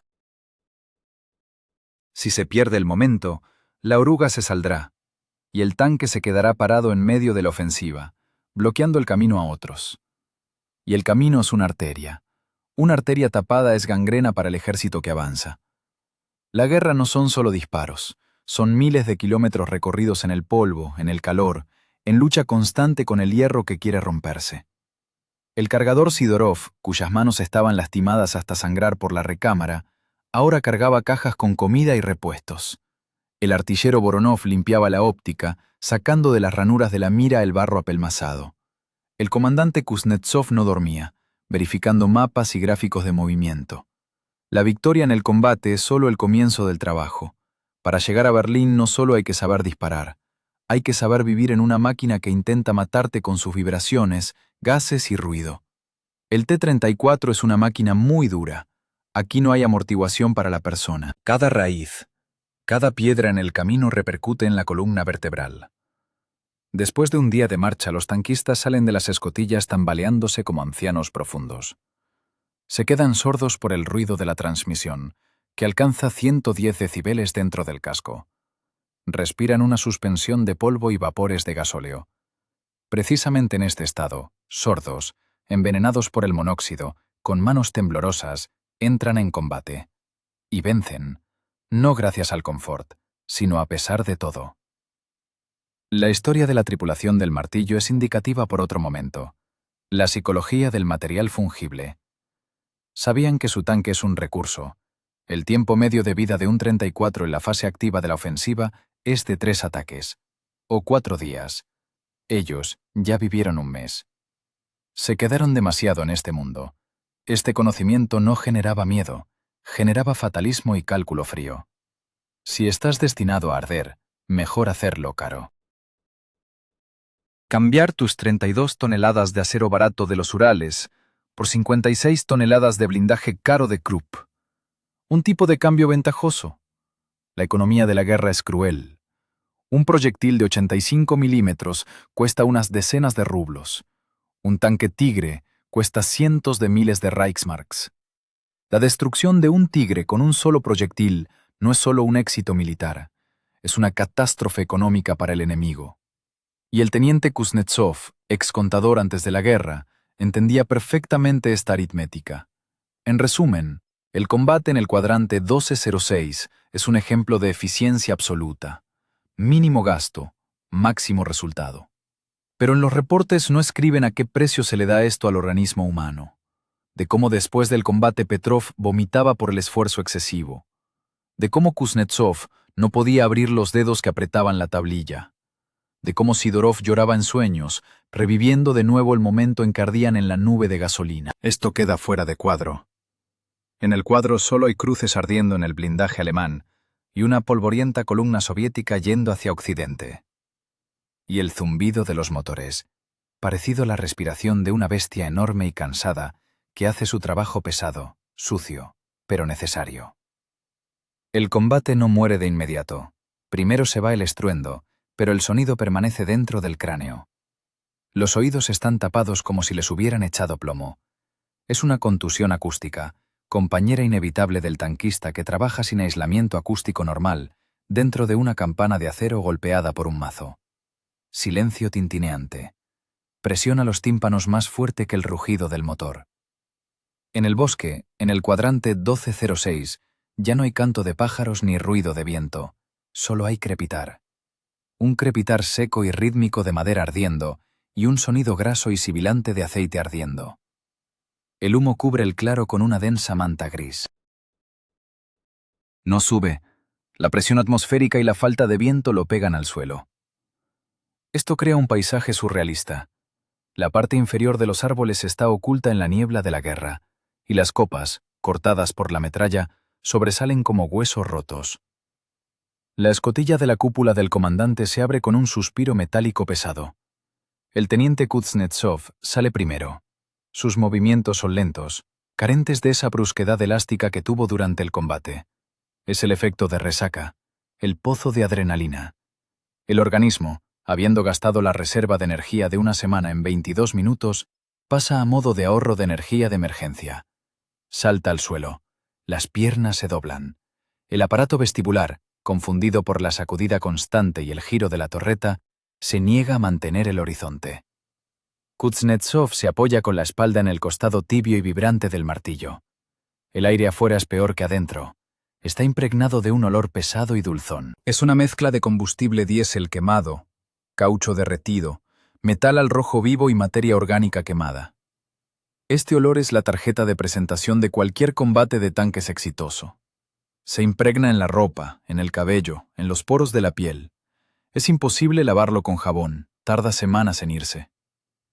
El resto de la tripulación abandona la máquina. El conductor mecánico Petrov sale de su escotilla tosiendo esputo negro. Su cara es una máscara de minero. El blanco de los ojos sobre el fondo negro parece antinaturalmente brillante, inflamado por los gases de la pólvora. El artillero Voronov y el cargador Sidorov bajan por la popa. A Sidorov le tiemblan las manos con tal amplitud que no puede acertar con el fósforo en la caja. No es miedo, es fisiología. Los músculos están sobresaturados de ácido láctico. Las terminaciones nerviosas hacen corto por la sobretensión. Se quedan parados en silencio y miran la obra de sus manos. Adelante, en el estrecho camino forestal, arden 11 hogueras. Es un cementerio de técnica, una exposición de logros de la industria alemana convertida en chatarra. El tigre de cabecera parece una lata de conservas abierta.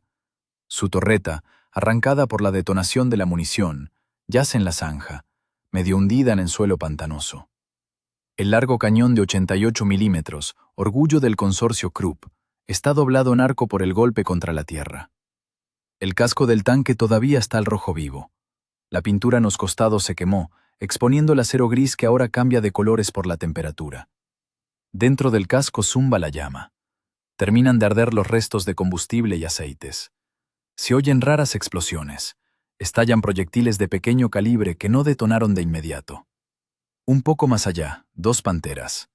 Una clavó el morro en un árbol, derribándolo.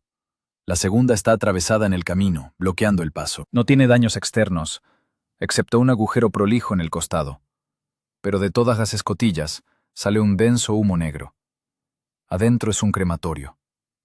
La temperatura de combustión de las mezclas de termita y pólvora es tal que las piezas de aluminio del motor se derriten y fluyen como arroyos al suelo. Los transportes blindados y los camiones están convertidos en montones informes de hierro. Aquí la destrucción tiene otro carácter, explosivo de fragmentación. El blindaje ligero no aguanta el golpe del calibre 85. Las láminas de metal están volteadas al revés, rasgadas por las soldaduras. Los esqueletos de las máquinas recuerdan a esqueletos de animales prehistóricos. A su alrededor está esparcido el contenido de las carrocerías, cajas, cascos, algunos trapos. Todo esto está cubierto de una capa de polvo gris y hollín. Kuznetsov da un paso adelante, separándose del blindaje salvador de su tanque. Necesita caminar. Necesita asegurarse de que esto es real. Bajo las botas cruje el vidrio. Son fragmentos de periscopios y faros. La tierra está arada por las orugas de tal modo que no queda ni una brizna de hierba. Barro negro y graso mezclado con aceite y sangre. Se acerca a los restos del camión de combustible. La cisterna reventó por la costura, abriendo su interior como una flor gigante. El metal aquí no solo se quemó, se deformó por el calor. Alrededor hay un círculo quemado de unos 30 metros de diámetro. Los árboles al borde de este círculo están negros, sin follaje, como fósforos carbonizados. Fue precisamente a través de este infierno que pasaron en su tanque. Kuznetsov mira las huellas de las orugas del martillo impresas en la ceniza. Es la trayectoria de la locura. La huella va directo a través del epicentro del incendio. Voronov se acerca al comandante. Ya controló el temblor en las manos y ahora fuma, aspirando con avidez el humo acre del tabaco negro que parece dulce en comparación con el hedor de alrededor. «Mire, comandante», señala al tigre. «El anillo está limpio. No le dimos en el anillo». Más abajo, Kuznetsov se acerca más al gigante abatido. El calor del casco es tal que a una distancia de 5 metros empieza a secarse la piel de la cara. Ve el lugar del impacto, una herida desgarrada en el costado, un poco más abajo de la unión de la torreta y el casco. Los bordes del agujero están fundidos. Rebote, constata Kuznetsov. Voz ronca, ajena. El proyectil se fue hacia abajo, a la munición. Tuvimos suerte. No fue suerte, objeta Voronov. Habla seco, como un profesor. El ángulo era límite, pero él giró el casco, él mismo se expuso. Si hubiera estado derecho, el proyectil se habría ido. Física. Discuten la muerte de la máquina como si analizaran la avería de un tractor. Ninguna emoción sobre la tripulación adentro. Los tanquistas alemanes para ellos ahora son simplemente una función que dejó de trabajar. Es un mecanismo de defensa de la psique. Si empiezas a pensar que en esas cajas ardiendo había personas vivas, puedes volverte loco. Por eso ven solo hierro. Sidorov y Petrov deambulan entre los camiones. Buscan trofeos. No relojes o cigarreras, sino cosas útiles. Herramientas, gatos, bidones. La guerra enseñó a ser ahorrativos. La herramienta alemana es buen acero, servirá en la reparación. Petrov encuentra una caja entera con llaves inglesas, lanzada por la explosión desde la carrocería de un taller móvil. La arrastra hacia el tanque, gruñendo por el esfuerzo. Para él esta caja vale más que cualquier medalla. «Agua, por favor», ronca Sidorov. Las cantimploras están vacías. Ahí había un arroyo, tras la curva, señala Kuznetsov con la mano. Solo con cuidado. La infantería pudo haberse dispersado. Pero no hay infantería. El bosque está vacío. Los que sobrevivieron a la picadora de carne organizada por los proyectiles explosivos corrieron sin mirar atrás. Abandonaron armas, abandonaron heridos, abandonaron todo. El pánico es un arma terrible. Un tanque, maniobrando en el humo y disparando desde diferentes puntos, creó el efecto de presencia de toda una compañía. Los alemanes huyeron de un fantasma. El silencio se vuelve tangible. El fuego disminuye gradualmente, pasando a brasa. El crepitar se hace menos frecuente. Ahora se oyen otros sonidos, sonidos de metal enfriándose. Los tanques chasquean. Son deformaciones térmicas. Enormes masas de acero al enfriarse se contraen, emitiendo sonidos parecidos a gemidos o golpes sordos. Parece que las máquinas muertas conversan entre sí. Kuznetsov mira el reloj. Han pasado solo 40 minutos desde el primer disparo. 40 minutos que cambiaron el paisaje de este bosque para siempre. El camino está destruido. Cráteres, zanjas, charcos de aceite. Aquí entra en juego la aritmética de la destrucción. Peso del proyectil cargado, 16 kilogramos.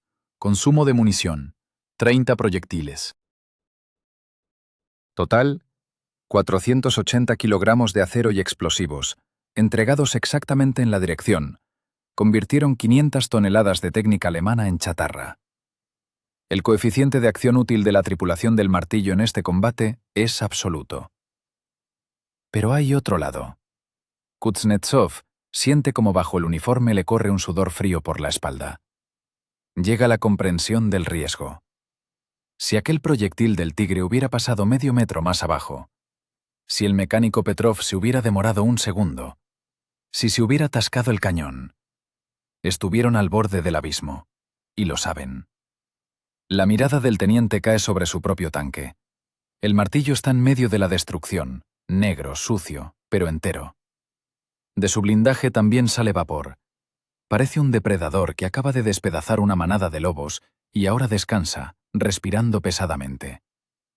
En el costado izquierdo, un surco profundo de una esquirla o impacto rasante de un proyectil de pequeño calibre. La pintura está arrancada hasta el metal. Se ve una huella brillante. Una cicatriz. Otra cicatriz en el cuerpo de la máquina. ¡Comandante! El grito de Petrov lo saca del estupor. ¿Oye? Kuznetsov escucha. A través del crepitar de las hogueras y el zumbido en los oídos, se abre paso un nuevo sonido. Un rugido parejo y creciente. Motocicleta. El sonido se acerca desde el este, desde el lado de los suyos. Eso significa que la soledad terminó. Ahora llegará la realidad en forma de reglamento, galones y preguntas. Ahora terminará el tiempo de la física y comenzará el tiempo de la jurisprudencia. Kuznetsov abrocha el botón superior del uniforme. Se limpia las manos en los pantalones, tratando de quitar el hollín impregnado, pero es inútil. Se acomoda el cinturón con la funda de la TT. «¡Tripulación! ¡A la máquina!», ordena. La voz suena baja, pero en el silencio del bosque se oye claramente. Se acercan al tanque. 4 hombres parecidos a demonios del inframundo. Sucios, agotados, con ojos rojos. No parecen héroes de cartel.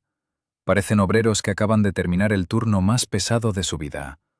Un turno de destrucción de materia. Se ponen en fila frente al tanque.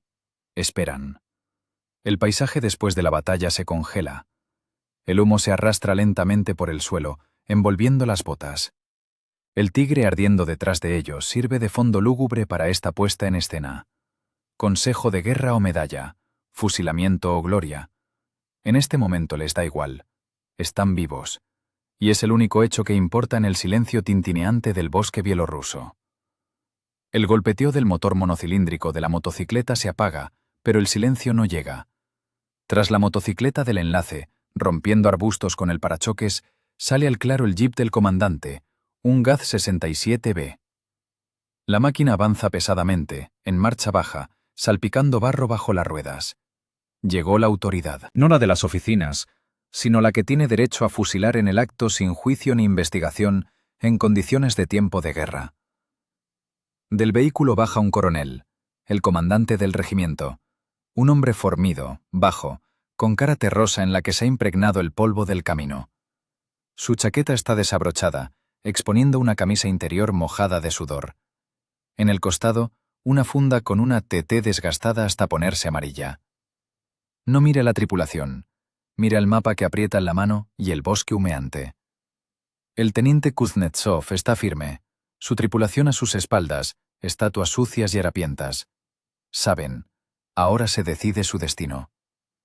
El reglamento de servicio interno y el reglamento disciplinario del Ejército Rojo interpretan sus acciones de manera inequívoca. Cambio no autorizado de la misión de combate. Violación del régimen de sigilo. Revelación de la posición del regimiento. En condiciones de preparación para una ruptura, esto se califica como negligencia criminal o incluso complicidad con el enemigo. El coronel da 3 pasos pesados hacia el tanque. Sus botas hacen ruido en la mezcla de aceite y tierra. Levanta los ojos hacia Kuznetsov. Mirada pesada, sin parpadear. En esa mirada no hay gratitud. En ella está la furia de un hombre al que se le acaba de caer el plan de despliegue oculto. ¿Quién es el comandante? La voz del coronel es baja, pero se oye el chirrido del metal. Teniente de la Guardia Kuznetsov, responde el comandante del martillo. No se justifica. La voz es seca, como el crujido de una rama. ¿Sabes, teniente, lo que has hecho? El coronel se acerca mucho. Huele a tabaco y coñac. Has revelado el cuadrante. Los alemanes ahora saben que estamos aquí. Has puesto bajo ataque los tractores de artillería que vienen detrás. Me informaron. Disparos en la zona de responsabilidad. Venía para meterte personalmente una bala en la frente por alarmista. Kuznetsov calla. No tiene nada que decir. Desde el punto de vista de la táctica del regimiento, el coronel tiene razón. Un disparo en el bosque puede arruinar una operación de escala de ejército. Informen la situación, gruñe el coronel, sin apartar los ojos de la cara del teniente. Destruida columna mixta del enemigo, reporta Kuznetsov. Un tanque pesado T-6 Tigre, 2 tanques medianos T-5 Pantera, 4 transportes blindados, transporte con combustible y municiones. No se permitió la ruptura hacia el Estado Mayor de la división. No hay pérdidas entre el personal y el material. El coronel se congela. Desvía lentamente la mirada del teniente al camino. El humo se ha disipado un poco, y ahora el panorama de la destrucción es visible en toda su monstruosa belleza. Ve al Tigre. Este espectáculo rompe su ira. El coronel es un viejo tanquista. Pasó desde Moscú hasta Bielorrusia. Conoce el precio de un Tigre. Sabe que normalmente para destruir uno de esos monstruos se requiere un pelotón de 34 y una batería SIS-3, y normalmente la mitad de los nuestros arden en el proceso. Aquí está parado un solo T-34-85, y el peso pesado alemán yace en la zanja con la torreta arrancada. El coronel camina en silencio hacia el tanque alemán, rodea los cráteres, pasa por encima de los escombros. Se acerca al costado del Tigre y pasa la palma por el blindaje. El metal aún está caliente. Mira el agujero. Mira el ángulo de entrada. Mira la distancia.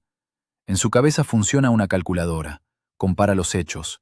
Una máquina, una tripulación, contra 11, en total cerco, con violación de la orden. Se vuelve hacia las panteras. Ve la que se quemó por impacto en el costado. Ve la segunda, atrapada en el camino. Ve los camiones de combustible quemados. No es solo un combate. Es el trabajo de un carnicero virtuoso. El coronel entiende que si Kuznetsov hubiera cumplido la orden y guardado silencio, esta columna habría salido a la retaguardia del regimiento en 10 minutos, y entonces las pérdidas se contarían por cientos. Estado Mayor, comunicaciones, almacenes, todo habría sido aplastado por las orugas de estas 3 bestias. El teniente Kuznetsov salvó no solo el Estado Mayor, salvó la carrera del coronel, y posiblemente su vida. El coronel regresa a la formación. Su andar ha cambiado. La furia se fue, cediendo lugar a un cansancio pesado y masculino, y a una comprensión cínica de la situación. Se para frente a Kuznetsov. Lo mira largo rato.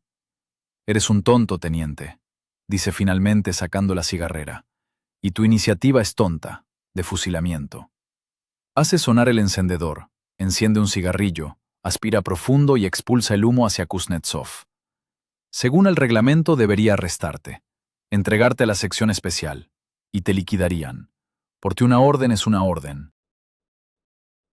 La disciplina es el cemento del ejército. Si cada uno empieza a disparar cuando se le antoje, perderemos la guerra. La pausa cuelga en el aire, pesada como una pesa. La tripulación no respira. Voronov aprieta los puños hasta que se le ponen blancos los nudillos. Pero el coronel escupe una migaja de tabaco. A los ganadores no se les juzga, mientras sean necesarios vivos. Señala con la cabeza la columna en llamas. ¿Esto es obra tuya?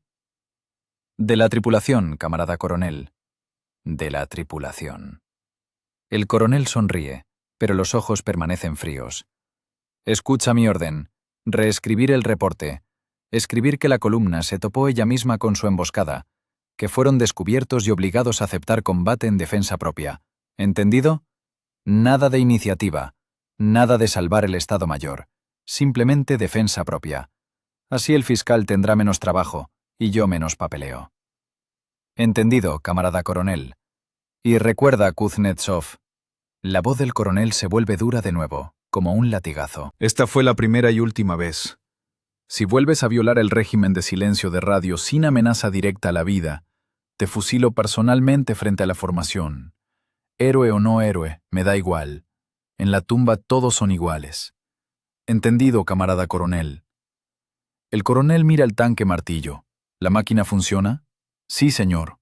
Se requiere reabastecimiento de aceite y municiones. El caucho de las ruedas se quemó. Conseguiremos caucho. El aceite lo tomarás de mis técnicos.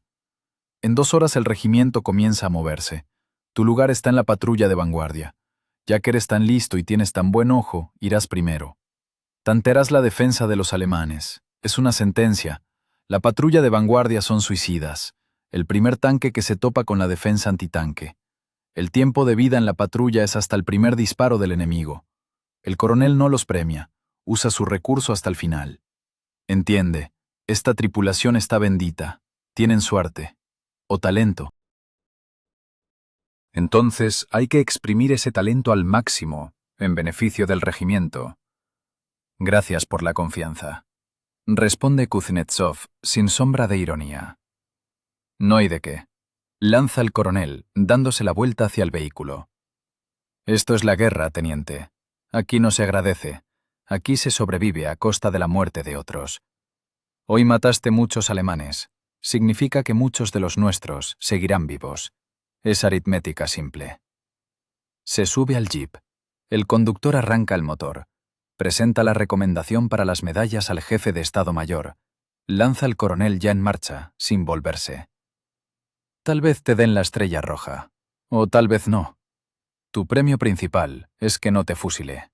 Hasta luego. El vehículo arranca salpicando a la tripulación con una nueva porción de barro. Kuznetsov se queda mirando al jefe alejarse. La tensión que lo mantuvo en vilo la última hora lo suelta. Las piernas se le ponen de algodón. Se sienta directamente en el suelo, apoyándose con la espalda en la oruga. Nos salvamos, exhala Sidorov. Yo pensé que ya era todo. Fin. Hombre inteligente, dice Voronov, mirando la colilla tirada por el coronel. Pragmático. ¿Para qué fusilarnos? Aún servimos. Ahora somos como los de los batallones de castigo, solo que sin sentencia. Expiaremos con sangre. En la patrulla. Pues patrulla será, se encoge de hombros Petrov. Ahí al menos se ve a dónde vas, y no estar sentado en los arbustos. El diálogo de la tripulación es corto, cortado. Ninguna alegría. Solo la conciencia de que se obtuvo una prórroga. La muerte pasó de largo, tocándolos con su ala fría, pero no se los llevó. Les dio más tiempo. Tal vez un día, tal vez una semana. Es el choque del reglamento y la realidad. El reglamento exige obediencia. La realidad exige resultados. Hoy la realidad venció. 11 máquinas de la Wehrmacht ardiendo pesaron más que un párrafo en el papel. Esa es la justicia suprema de la guerra. Cruel, cínica, pero honesta. Kuznetsov saca el mapa de la tablilla. Necesita trazar la ruta. Patrulla de vanguardia. Eso significa que estarán solos de nuevo adelante. De nuevo el blanco número 1. Pero ahora tienen experiencia. Saben que el tigre es mortal. Saben que la orden se puede violar si el precio es la vida. Y saben que el tribunal es más aterrador que el cañón alemán solo porque golpea por la espalda. Pero con el cañón se puede negociar, con ayuda de un proyectil perforante. Arranca Petrov, ordena el teniente. Hora de ir por aceite. La guerra no espera. El motor del martillo cobra vida de nuevo. Este sonido no es solo ruido de mecanismo. Es el sonido de la vida que continúa a pesar de todo, a pesar de la lógica, a pesar de la estadística, a pesar de las órdenes. El tanque gira lentamente, dejando atrás el cementerio ardiente de las ambiciones alemanas. Adelante, el camino a Minsk. Un camino pavimentado con fuego y hierro, y lo recorrerán hasta el final, o hasta el primer impacto directo. No hay tercera opción. El zumbido del motor del 34 se disolvía en la niebla matutina, pero no estaban destinados a irse lejos. La guerra, como se sabe, no consiste solo de combates, sino también de reportes, mapas y miradas pesadas de los jefes. No pasó ni una hora cuando al encuentro del martillo, cubierto de hollín y barro, salieron los Willys de la inteligencia del Estado Mayor. El encuentro no prometía nada bueno. En el blindaje del vehículo de cabeza estaba de pie un coronel con la cara desencajada de rabia. Era el jefe de Estado Mayor de la división. Detrás de él, levantando polvo, se movía una columna de refuerzo. Esas mismas fuerzas que debían encontrar al enemigo si la tripulación del teniente Kuznetsov no hubiera decidido el destino de la batalla por su cuenta. Kuznetsov ordenó apagar el motor. El silencio que se hizo en el bosque era pesado, como antes de una tormenta. La tripulación salió. Sucios, oliendo a pólvora, sudor y aceite quemado, se alinearon frente al tanque. Las manos temblaban, no de miedo al enemigo, sino por la resaca tras la tormenta de adrenalina. El coronel saltó del jeep sin siquiera esperar a que se detuviera por completo. Iba hacia ellos, y cada paso suyo marcaba el ritmo del inminente consejo de guerra. ¡Kuznetsov! La voz del coronel se quebró en un chillido. ¿Entiendes lo que has hecho? Rompiste el régimen de silencio de radio. Violaste una orden directa del alto mando. Arbitrariedad. ¿Quieres un consejo de guerra? Te fusilaré personalmente frente a la formación. El teniente estaba firme, mirando al frente. Sabía que el coronel tenía razón. Según todas las leyes del reglamento, había cometido un crimen. La orden era estar quietos. Él abrió fuego. En el ejército esa matemática suele terminar en el paredón. A espaldas del jefe de Estado Mayor, ya se vislumbraban las figuras de los oficiales de seguridad con sus característicos ojales azules asiano. Miraban a la tripulación no como a héroes, sino como a investigados. Sidorov tragó saliva nervioso. Petrov bajó la cabeza, examinando las puntas de sus botas. Solo Voronov permanecía imperturbable, como tallado en piedra. Él hizo su trabajo. «Camarada coronel», comenzó Kuznetsov baja pero firmemente. «Permita informar». ¡Silencio!, rugió el oficial. Entreguen las armas. Bajo arresto los 4. Sellen el tanque. Parecía el fin. Un final no heroico, sino burocrático, estúpido y despiadado. Pero en ese momento se acercó otro automóvil al grupo. De él bajó un general, el comandante de la división. Estaba más tranquilo, pero su mirada era más pesada que el plomo. Se acercó a Kuznetsov, recorrió con la mirada a los tanquistas exhaustos, luego miró el freno de boca ahumado del martillo. «Informe, teniente», pronunció el general. «Solo brevemente. ¿Por qué violó la orden?» «Los alemanes iban a la retaguardia, camarada general. Una columna de tanques. Si los hubiéramos dejado pasar, habrían golpeado al Estado Mayor y la artillería. No teníamos comunicación».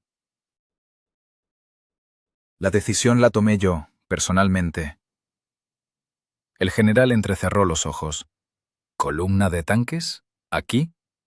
La inteligencia informó que el sector estaba limpio. ¿Cuántas unidades? 11, camarada general. Tanque pesado, medianos, transportes blindados, camiones de combustible. El coronel parado al lado resopló. «Mienten todo. El miedo agranda las cosas. 11 unidades. ¿Y ustedes qué? ¿Las detuvieron? ¿Con una sola tripulación? No me haga reír, Kuznetsov. Ustedes simplemente se asustaron de una patrulla y empezaron a disparar a lo loco, revelando la posición de toda la división». Kuznetsov no respondió. Simplemente señaló con la mano hacia atrás, hacia donde aún se elevaban nubes de humo negro y graso. «Permita mostrarle, camarada general. Allí se ve todo». El general asintió en silencio y con un gesto ordenó a todos subir a los vehículos. A Kuznetsov lo pusieron en un Willys con los oficiales de seguridad. Iban en silencio. Unos minutos después, el bosque se abrió, y ante el mando se reveló un cuadro que era imposible inventar en ningún informe. El camino era un cementerio de metal. Era una avenida de la muerte creada por las manos de 4 personas. Lo primero que llamaba la atención era el humo. Un olor denso y acre a caucho quemado, pintura y carne humana. Toda la columna alemana estaba allí donde la alcanzó la retribución. El general bajó del auto y caminó lentamente a lo largo del camino. Pasó junto al esqueleto ardiente del tanque mediano, junto al camión volcado, junto a los transportes blindados retorcidos. Veía con qué maestría, con qué precisión quirúrgica se habían asestado los golpes. En el centro de este caos se alzaba el Tigre. La poderosa máquina, orgullo de la construcción de tanques alemana, ahora yacía como un montón de acero sin vida. La torreta quedó congelada en un giro incompleto. Un agujero negro en la unión del blindaje boquiabierto como una herida mortal de bestia. El general se detuvo cerca de él, se quitó la gorra y se pasó la mano por la frente. Era un militar experimentado. Pasó la guerra civil, vio mucho, pero veía algo así por primera vez. 11, susurró. Realmente 11. Se volvió hacia el jefe de Estado Mayor. Estaba pálido, habiendo perdido todo su ímpetu. Los argumentos sobre el reglamento y el tribunal se desmoronaron ante la cara de esta realidad ardiente. Un tanque soviético destruyó una compañía reforzada del enemigo sin recibir ni un rasguño. Era imposible, pero era un hecho. El general llamó a Kuznetsov y Voronov. ¿Quién disparó?, preguntó, señalando al Tigre. El sargento Voronov, camarada general, respondió Kuznetsov. ¿Cómo? El general desvió la mirada al artillero. ¿Cómo se les ocurrió golpear exactamente así? Primero al centro, luego la cola. Voronov se acomodó el casco. Táctica, camarada general. A los alemanes les gusta el orden. Cuando el orden se rompe, se pierden. Si hubiéramos golpeado de frente, el tanque de cabecera habría aceptado el combate y los demás se habrían desplegado en orden de batalla. Y así creamos un tapón. Los encerramos. Ellos mismos se bloquearon. No tenían a dónde ir. En el bosque, la técnica sin maniobra son simples blancos, y a la infantería la cortamos para sacarles los ojos. Un tanque sin infantería en el bosque es ciego. El general escuchaba atentamente, como un estudiante en una conferencia. Entendía que ahora escuchaba no solo la justificación de un infractor, sino el nacimiento de algo nuevo. ¿Y el tigre?, preguntó. ¿Por qué esperaron? Es un riesgo. Era el más fuerte, pero también el más torpe, respondió tranquilamente Voronov. Mientras él giraba, nosotros eliminábamos a los pequeños. Sabía que nos buscaría. Esperé a que expusiera al costado. De frente no le entras, pero bajo la torreta, en el giro, allí el metal es más débil. El general guardó silencio mucho tiempo. Miraba a sus soldados, luego al enemigo destruido. En su cabeza ocurría una lucha compleja. Por un lado, la disciplina de hierro sobre la que se sostiene el ejército. Por otro, un resultado brillante que salvó cientos y tal vez miles de vidas de sus soldados. Si esta columna hubiera pasado, del Estado Mayor de la división no habría quedado ni rastro. Así que, pronunció finalmente el general, poniéndose la gorra. Coronel, anular la orden de arresto. El jefe de Estado Mayor intentó objetar. Pero, camarada general, la disciplina. Si cada uno empieza a pelear así, coronel, terminaremos la guerra en Berlín en un mes. Lo cortó el general. A los ganadores no se les juzga, especialmente a tales ganadores. Se acercó a la tripulación. Escúchenme atentamente, hijos. Por la arbitrariedad debería degradarlos y mandarlos al batallón de castigo. Arriesgaron no solo a ustedes mismos, sino el éxito de toda la operación. Pero vencieron. Y su victoria vale más que cualquier reglamento. Salvaron la división. Mostraron que el soldado ruso sabe pelear no con número, sino con habilidad. El general sacó del bolsillo una cigarrera, sacó un cigarrillo, pero no lo encendió. Recomendaré a todos para condecoraciones. Kuznetsov, Voronov, para héroe de la Unión Soviética, a los demás para órdenes de la bandera roja. Pero lo principal no es eso. Voronov, tu combate, ordenaré documentar tu esquema. Los de seguridad describirán todo por minutos. Cada disparo, cada maniobra. No es solo suerte, es ciencia. Enseñaremos esto a otros, para que sepan cómo golpear al fascista, incluso cuando es 10 veces más fuerte. La historia de la tripulación del Martillo no terminó en ese bosque bielorruso. Apenas comenzó. El rumor sobre el tanque loco que quemó solo una columna alemana entera se esparció por el frente más rápido que los partes de la oficina de información. Los tanquistas de otras unidades contaban este combate como una leyenda, añadiendo detalles que no existieron, pero conservando la esencia. No temas a la fuerza del enemigo, busca su debilidad. La táctica de Voronov, golpe a los nodos vulnerables de comunicación del enemigo, creación de atascos artificiales, fusilamiento metódico del enemigo en pánico, realmente entró en los libros de texto. Más tarde, ya después de la guerra, en las academias militares los cadetes analizaban este combate en esquemas. Lo llamaban bolsa de fuego en condiciones de maniobra limitada. Las líneas secas en los libros de táctica ocultaban tras de sí sudor, hollín, y 30 minutos de tensión extrema de aquel día de verano de 1944.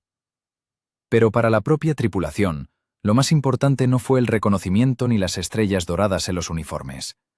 Lo más importante fue ese sentimiento que surgió en ellos cuando el general les estrechó la mano. El sentimiento de que no son tornillos en la enorme máquina de guerra, sino personas capaces de cambiar el curso de la historia. Estaban parados junto a su tanque, su compañero de hierro que no falló. En el blindaje se enfriaba el acero, pero el corazón de la máquina, su tripulación, latía parejo. «Bueno, teniente», sonrió Petrov, limpiándose las manos con un trapo. «¿Resulta que viviremos un poco más?» «Viviremos», asintió Kuznetsov, mirando al este, donde ya salía el sol de un nuevo día. «Seguro que viviremos. Aún nos falta llegar a Berlín, y el camino es largo». La guerra continuaba. En algún lugar tronaban los cañones, en algún lugar iban al ataque los regimientos. Pero aquí, en el estrecho camino forestal, llegó el silencio.